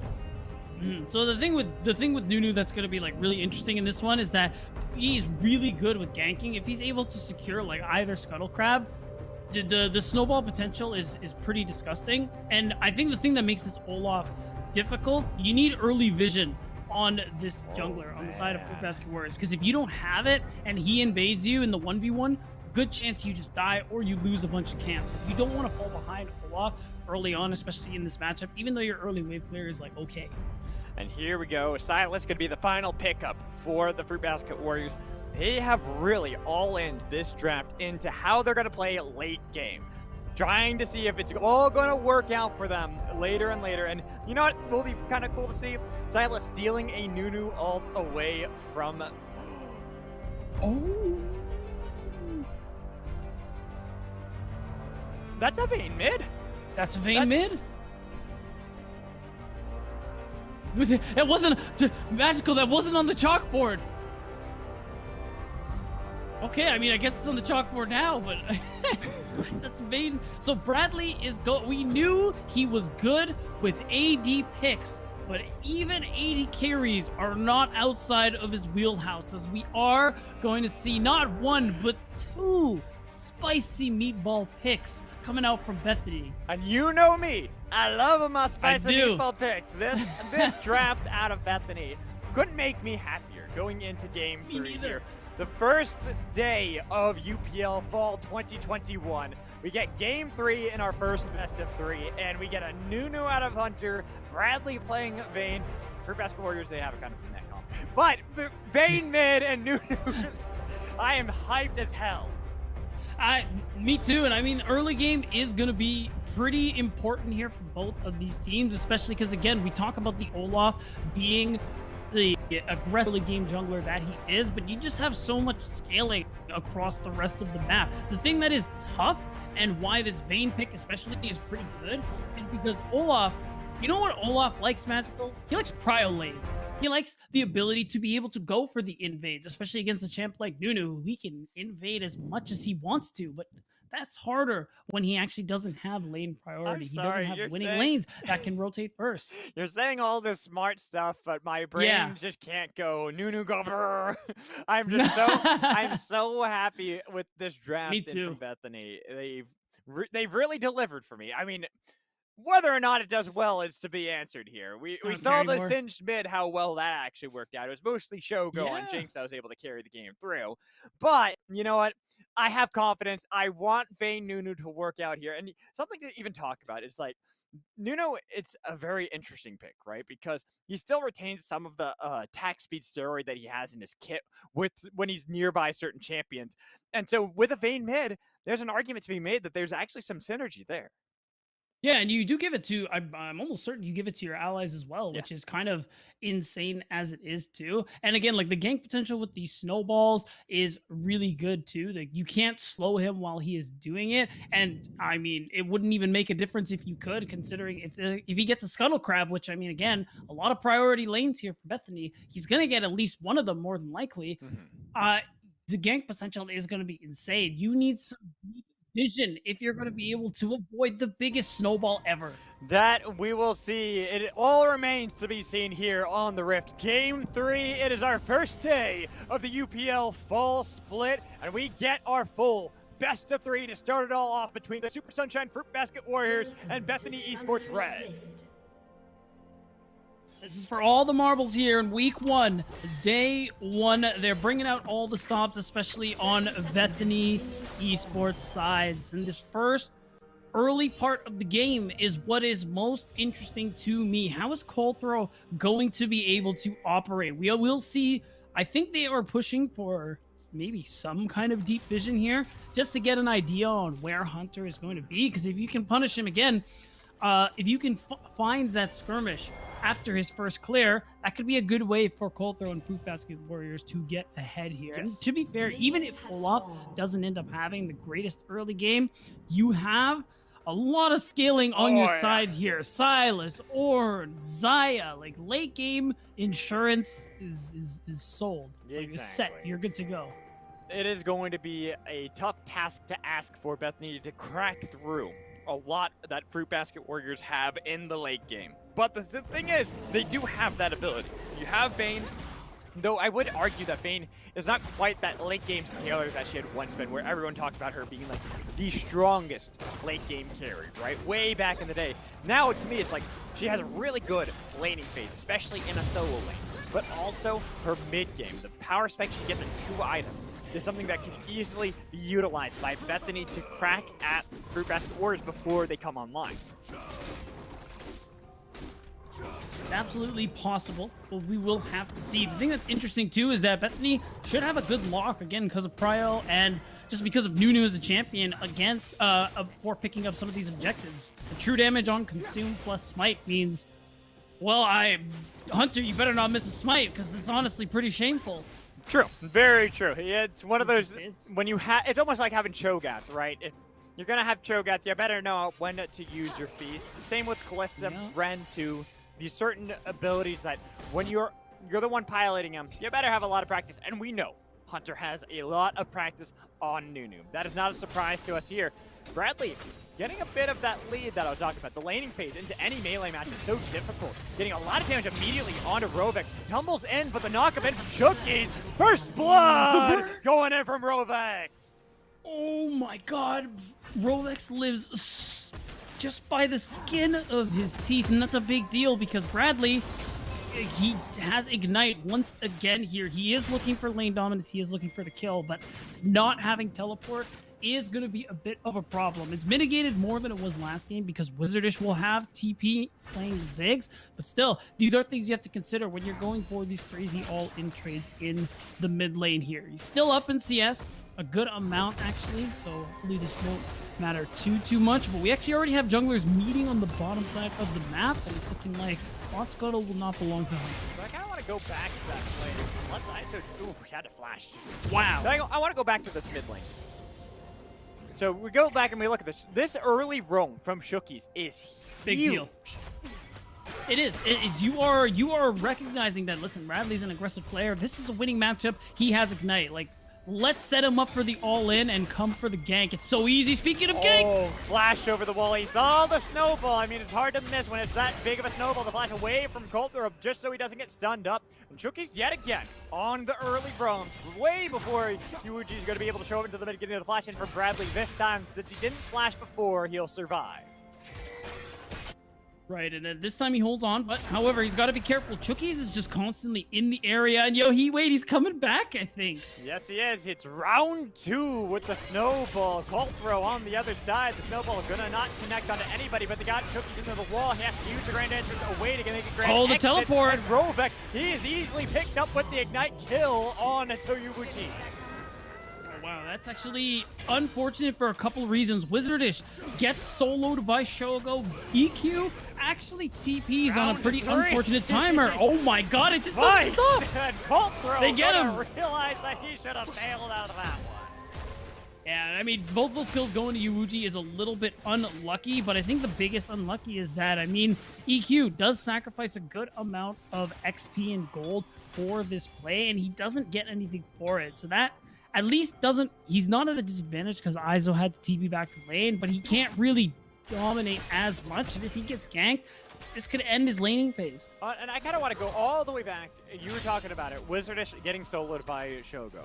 Shogo is a player we already had our eyes on before. The fact that you're Isaiah into Zig. Zig should just be clearing out as safe as you can be. But Shogo realized that if he's not playing safe, if he's stepping up a little too far forward, good feather placement can easily pick up a kill, which is exactly what happened. Yeah, and so far it's just been supports leaving their lane constantly. Look at Chuki's, he's back mid.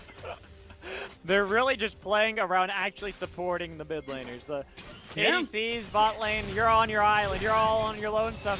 With a knockback coming in from Bradley, it was way too late, and Yuuji, you needed to enter that battle a little bit sooner. You had to flash away just to get out, and you've already lost now 2 kills on your ADC mid. And this is another aspect that we didn't actually get to talk about. The thing with this jungle matchup is that even though Nunu clears, What the hell? Wait a second. What are all these solo kills going on right now? And we're going to have a fight in the bot lane. Shogo doesn't have the mana to use the Feather Storm to get away, but if they have a grand entrance like that from Shook, he's going to flash in from Wizardish. They can just re-engage with the help of Cold Throws under toe. Here's a big old snowball. Oh, look on the who's other here. side. Round Get coming in 4. with the nice Gina's blade on top, but Yuuji took a lot of damage from Cold Throw. The flash away, can't get from with the chop. There's a pickup kill, turn around, 1-for-1 at the moment. There's so much happening right now, but I think one of the big things that I want to be highlighting is the fact is Colbro, because he still wave clears significantly faster. Oh my Round god, they just 5. keep going. Every time we think it's over, they bring me right back in. Another 1-for-1 trade, but this time it finally won't be balanced. Balance cannot be secured when Hunter is on the hunt. Shookies, he's looking like Shookies, and it's gonna be a killing spree for Hunter. Oh my god, Magical. The fighting just never ends. But a problem that could form for Bethany that they must be aware of is the fact that Nunu clears, has okay clear speed. It's fine. Cold Throw, though, is playing Olaf. He clears very fast. So in the time it takes Hunter to clear, Cold Throw can clear and gank. And we are seeing the results of that. Back. Oh my god, are you... He's back. Every time, every single time we see him, it's a snowball here, an avalanche there. Absolute zero, pop goes the weasel. And there it is. Hunter is just taking advantage of the fact that he has so much gank utility here. And man, now we have the mid more lane fight. plays The happening mid lane, constantly. there's so much happening right now. It is pretty much just a battle of who's going to find a solo kill where and what fight's going to work out first. As Yuuji and Chuki, pretty much, they're playing mid lane. There's about the old school 1-2-1 setup back in Season 1 before Moscow 5 had pioneered the meta we know today. Right, and wow, Yuuji does have the level 6. A play could be made. There is no Ragnarok, so this is a good time. Coulter on the other side, but the damage on Yuuji, even with Bradley right there in the wings, it wasn't enough to be able to help them. Izo's on the wings too. Snowball, can it connect? Coulter, he needed a bail. He's got the Ragnarok is back. Ragnarok, and here comes the board god. The gods are piling in. The knockup to Hunter. Cannot get away. It's a double kill for Rovek. Hey, could you make it a triple kill if they can follow it up on the EQ on, but the flash code will save his life. My god, they just keep on fighting Magical, and you can see it though. Constantly, this back and forth still favors Cold Throw because he is slowly building up this farm lead while Hunter has to sacrifice his farming time to be a part of these situations here. You can see though, at least they are even in XP, most likely because of all the kills Hunter has been a part of. But this is going to be a problem as time goes on. You know, this is making me feel like I'm back at home in the LPL.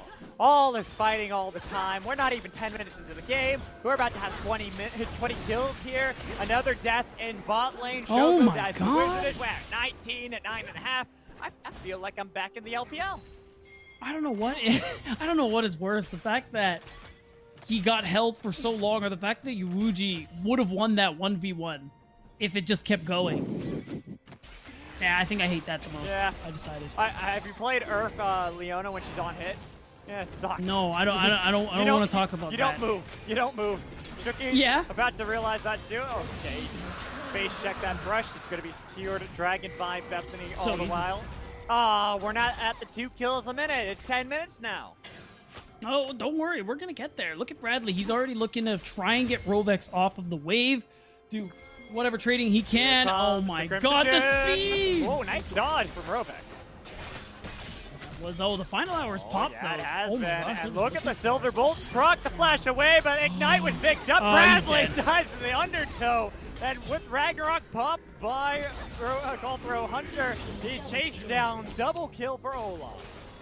Man, yeah, this is just so easy for Colthrow to be picking All right, this here's up. another fight. Okay, that's a nice feather sword. I feel like you're just not allowed to talk about anything I smart know. in this game. Because Shookkiz is on the wing, Skullthrow is on there, there's a DP too, another fight, quickness pop, the grand entrance, double charge, flash away, not going to be able to connect with Scott of Duck, but he got Skullthrow on the other side to be able to follow this up with the undertow. Wizardess, Yuji, you can't get away from the bomb. 2 more kills to pile in for the Super Sunshine Fruitbasket Warriors.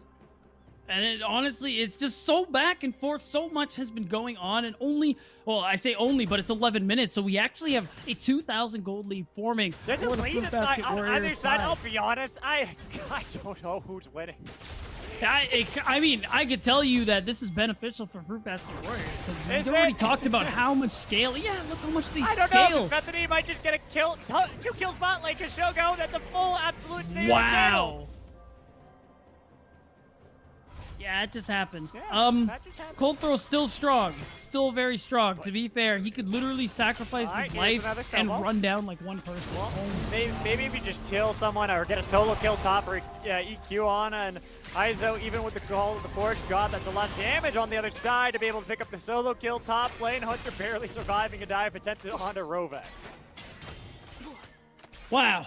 I think now we've calmed down. Yuuji does want to make a play You mid. say that! You say that beatdown, but look at that! Hunter Oh is my back here! God. They ain't done! Yuuji with the Zenith blade, and here's that big old snowball! It's dodged away, but you can't get away from the sun! Burned alive! Another kill for Bradley!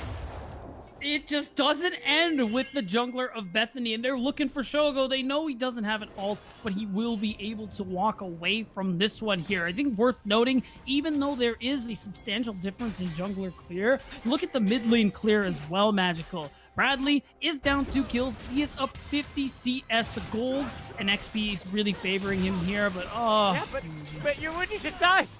So what does it matter? It doesn't matter for anything! Life is pointless at this point, beatdown! I can't even think anymore!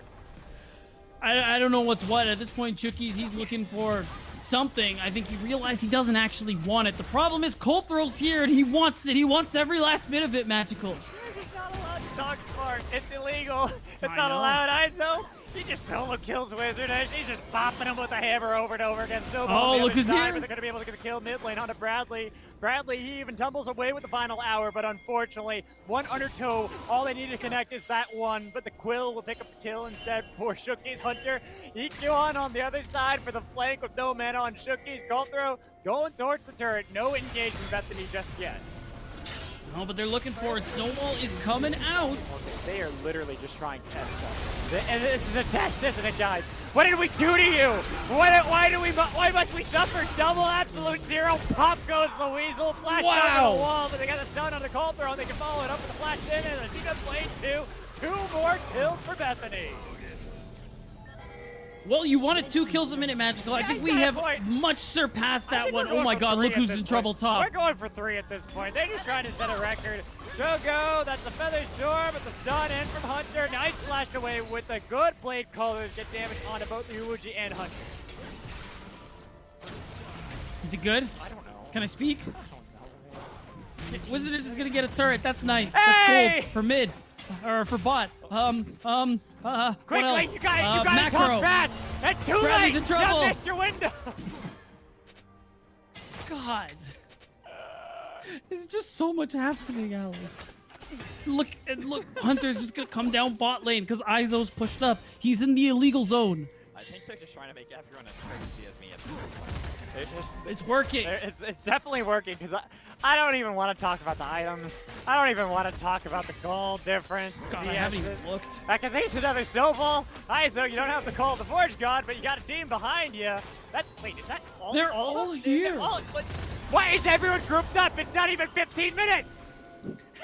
I mean, it's 15 minutes now, Alex, and now they want to fight for this dragon, maybe, but it's not a good idea. I mean, Hunter's just gonna steal it. All right, Night Scale Force away, but Super Bomb in the back that's line. Ragnarok. It's Ragnarok, and that's going to be a nice snowball, I suppose.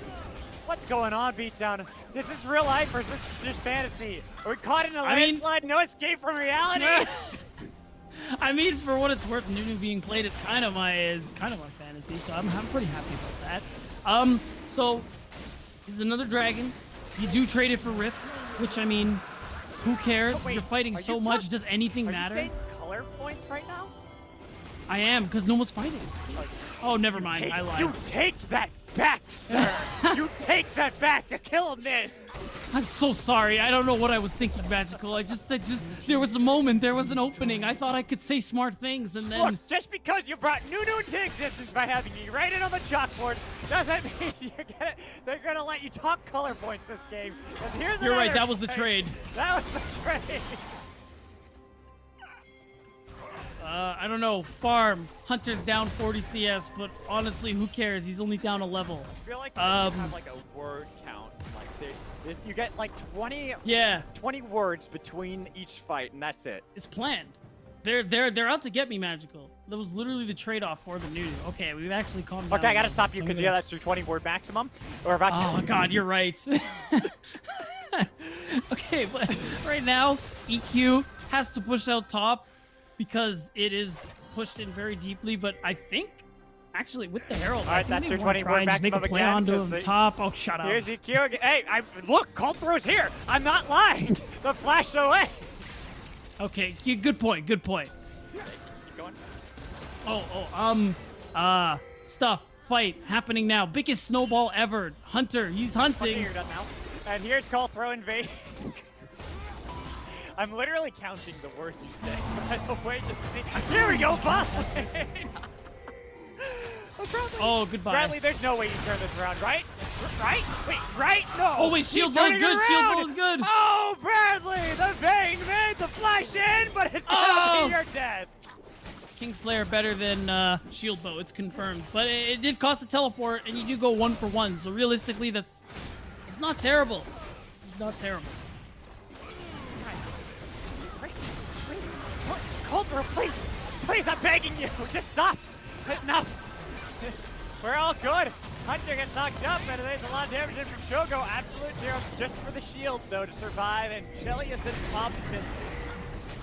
Yeah, I gotta imagine he was running out of time. The play doesn't work out the way they want to, and Coldthrow doesn't have the Ragnarok either, so he's just gonna have to walk away from this one here. Now, all of Bethany could actually converge bot lane if Rovex isn't careful. He has no flash, so he is a little vulnerable. And, oh wait, yeah, I think they catch him. Oh, Tokyo Drift. Nice Everfrost. We'll be able to walk away. I think at this point, I got to imagine things are chilling out just a little bit. We got Dragon in 2 minutes, and it being Mountain Soul, I think is a really big deal for Bethany. He says this, and every single time he has said this game, we have had a fight within 30 seconds. And so I have to believe it. There it is. Izo was getting solo killed by Brad.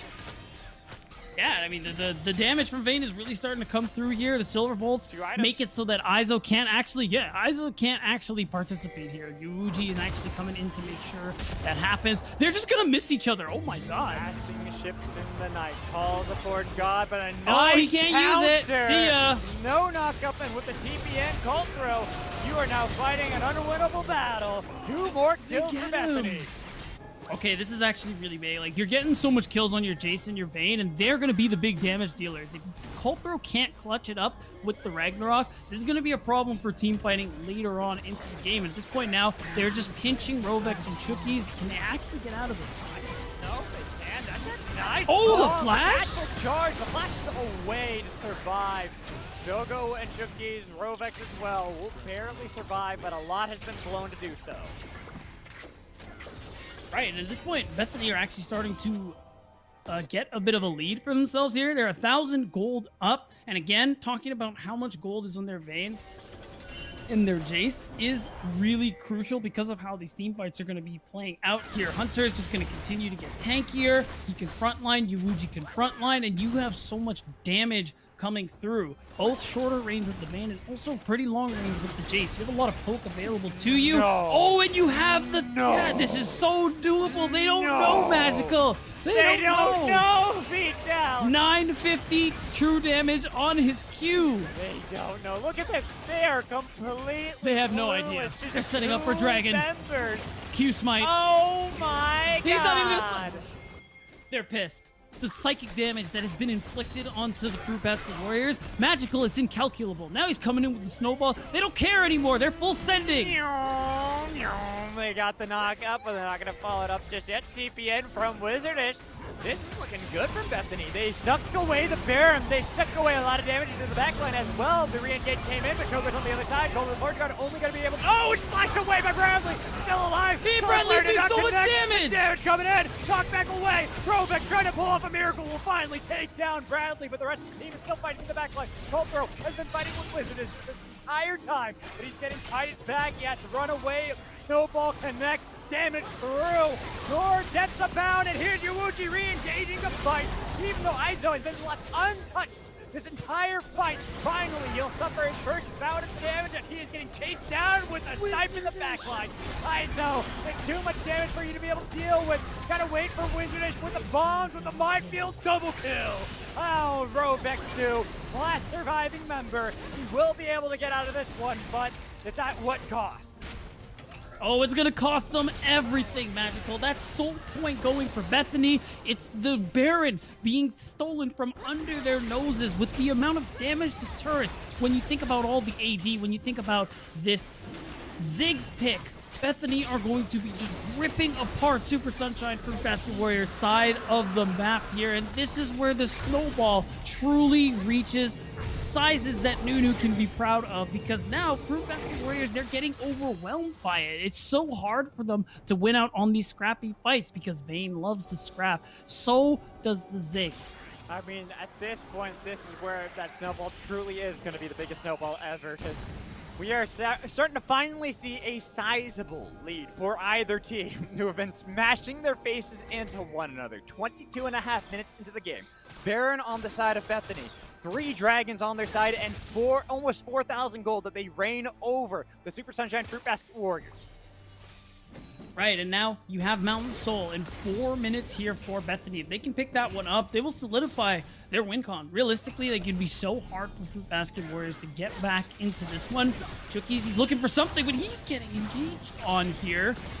They are going to be able to walk this one out. I like this because they're pushing out mid, and they're staying towards the bottom side. Wait, we have a teleport. Bradley's not here. He's bot lane. They can have this fight actually work out pretty well. The knockup's going to come on the other side, but they already got the kill on the EQ on, and now Yuuji, he's going to be the target, trying to get away while Hunter goes in the back line, getting a little bit of damage, but it's going to be the Feather Storm coming in from Jojo, and even with absolute zero, it burns him down. It picks up a kill on the Shogo. Bradley's here. He's got the kills with Rovex on the other clutchable. side. They start trying to chase this down, but Final hour. That's a lot of damage on a Rovex. Oh! Sniped down by Wizardish. Oh, and the Inferno Death Bomb is so big from Wizardish to be able to secure that kill. Now Cold Throw and Iso running for the hills as Wizardish is going to guarantee yet another turret. And you can see it, Magical. He can't be slowed with the snowball. No, but the thing is, Hunter just wants to stop the backs at all costs. Yep. Delay the inevitable so that Bradley and Wizardish can crack open the base. And that's exactly what they're doing. At this point, Vayne is so strong. He could honestly 1v9 this one, but they are looking to just back off here. And I think, was the W interrupted by the satchel charge? I don't believe so. It looked a little wonky. It was hard to see. I don't know exactly if it was, but we'll have to take a look at that later. Because right now, Bethany, even though they're able to crack open that inhibitor mid lane, they haven't started backing just yet. Finally, they have Wizardish getting in recall on, but they can re-engage this fight if they really want to, looking to see if they can find Shogo or Rovex on the other side. Yeah, And at this point, Bradley, he has 3 items. The final hour is back. They can just look. They can just start fights whenever they want to, Magical. And you can see it with how Yuji is throwing out these Zenith Blades, even though they end up going wide. You can tell they were just ready for these skirmishes. Finally, we're seeing the recalls come out, and all this gold is going to be spent here. I'm just literally like staring at these inventories, watching everything that they're purchasing here. And Bethany are scaled up, man. Foreign items are nice for Fruitbasket Warriors to try and allow them to catch up when it comes to stats, but it can't make up the difference from the levels that they are down. It can't make up the difference from the fact that Izo's still level 13. Yes. If he can't get this XP, he can't be upgrading these items. Exactly, and that's the big thing. The only one with the ornament still is Izo, so they haven't been able to actually make up that gold deficit with the benefit of the ornaments just yet. And man, at this point, Hunter, he's just throwing the snowballs out. He doesn't care anymore. He's farming some of his camps, but realistically, he is just trying to kind of be the hover for Wizardish and Bradley, depending on whoever is at the lane at the time. Okay. And you can see just how much they're trying to take care of him. Down. Do you think they get away with it a second time, the Baron? No. Absolutely not. Blue, nobody, I don't see anyone as blue trinket at the moment. Oh, wait. Oh, let's see. Maybe they just killed him instead. Big knockup. Huge knockup with the Featherstorm already popped, and then the stun, absolute zero. They got the kill on a Wizardish, though, and they've turned it around onto Hunter. Bradley's still up. Here, gonna get a lot of damage onto Rovac. Goes golden, nice feather recall to be able to get the double stun and lock down. Bradley, he's fighting it back. Bradley's still alive. Izo finally shows up, and he whips completely. The god is silenced. The flash away, but the kill. Bradley's 1v9ing. Double kill, and that surely to be the game. Only Shogo is surviving. Finally, after 26 minutes of this bloodfest between the Super Sunshine Fruitbasket Warriors and Bethany Esports Red, we will finally have a winner. The ace comes through. The game is there. Bethany will take this 2-1 in our first day of the full split. And Bethany bring out all the stops in this Game 3 Magical. They bring out the Nunu, they bring out the Vayne Mid, and they fight so much that they bring the Kumite to shame. They want it. They want the smoke all this time, and they're still looking for more fights. They're trying to pad the KDA of Bradley. He just won't die. They're waiting it out. They're waiting to see if the Fruitbasket Warriors will actually try to fight them at the steps of their base, but they couldn't. The game is over. 2-1 with the Vayne Mid, baby. We got it. It is Bethany winning it out on our first day. And man, there's just barely like that game was so scrappy, Magical. There's not as much to break down as I'm probably used to, or any of us are used to. But realistically, like they just kept fighting. They fought so much that Fruitbasket Warriors didn't know what to do anymore. They just Look, I didn't know what to he do just kept ganking. Is this how I have to play Nunu Hunter? Do I just forgo camps? Do I just not farm? Look, I didn't even know what to do in that game, and I'm the caster. That I was got the talk. That was some madness there, and it's like I'm just waiting to see if we have to throw it to the desk or to break, because my brain is frazzled. It is done. Yeah. I think your brain is the same. Let's let Ravish and the desk break this down. Good luck, guys. Good luck. I'm going. Thank you, Bad Magical Beat Down Boulevard for the fantastic cast as always, gentlemen. What an opener that we just saw here, y'all. It's you know, I gotta say, it's like I was expecting, you know, like some different types of what we could have seen today, but it was simply what was a boxing match that did not end. There were no timeouts, there were no break aparts. It was simply an absolute slugfest, Deathstroke. Yeah, it definitely was. It was a very, very bloody game, to say the least. We kept it above like 2 kills per minute for the longest time in that game, but you know, to start breaking it down, one of the players that kind of stood out to me was Hunter, because he took the strategy he had in game number 2 with the Lilia, just running it down, switched the champion to Nunu, and suddenly it works, because he would not stop ganking, man. He was all over the map constantly with the snowball, and he is definitely a big part of what set up Bethany to have a strong early game. I mean, I feel like as a new, that's what you're supposed to do, right? You literally have to, like, you are a second laner. You do not farm. You simply sit in the bushes and come back. In fact, there's a small anecdote, which I remember Beat Down Boulevard told me not too long ago. is that he mentioned about why he likes Nunu so much is that when he's playing solo queue a while back, his friend who he's doing with will come back to his lane every time singing Initial D's Deja Vu. So it was really funny, just coming back over and over and over again. I think that's how Nunu should be played, and I'm glad we got to see it here. But Zoo, game number 3 a little bit different from game 1 and 2, but at the end of the day, the same result.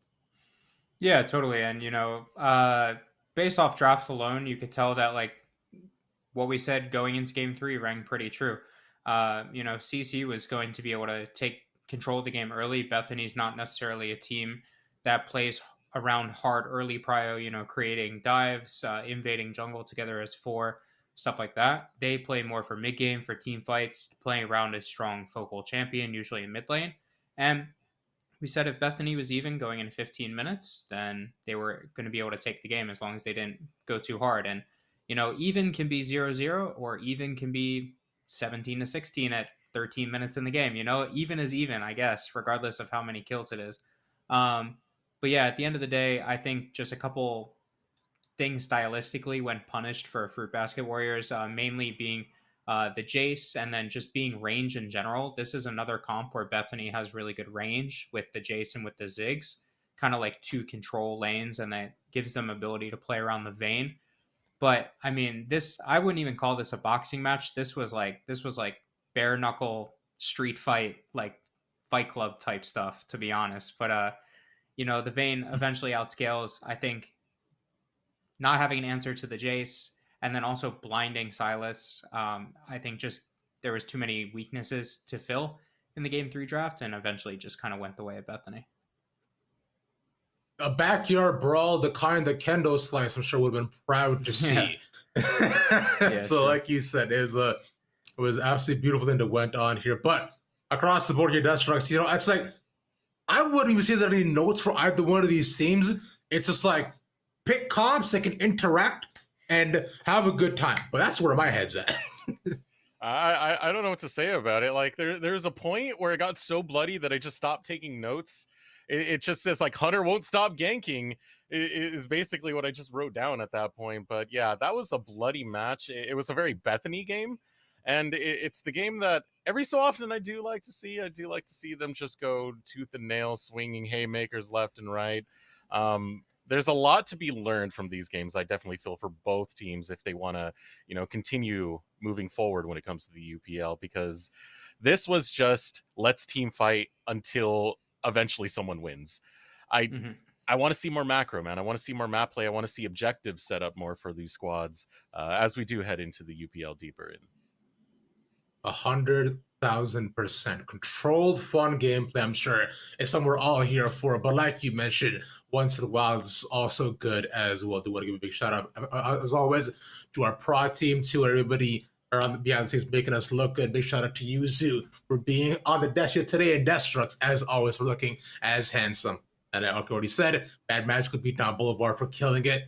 This has been the opener for UPL. We'll be back here, same time, same place tomorrow, right here on Unified EA. I've been Ravish, the most ravishing man of the internet. Y'all have a good night. Peace. $10 editor.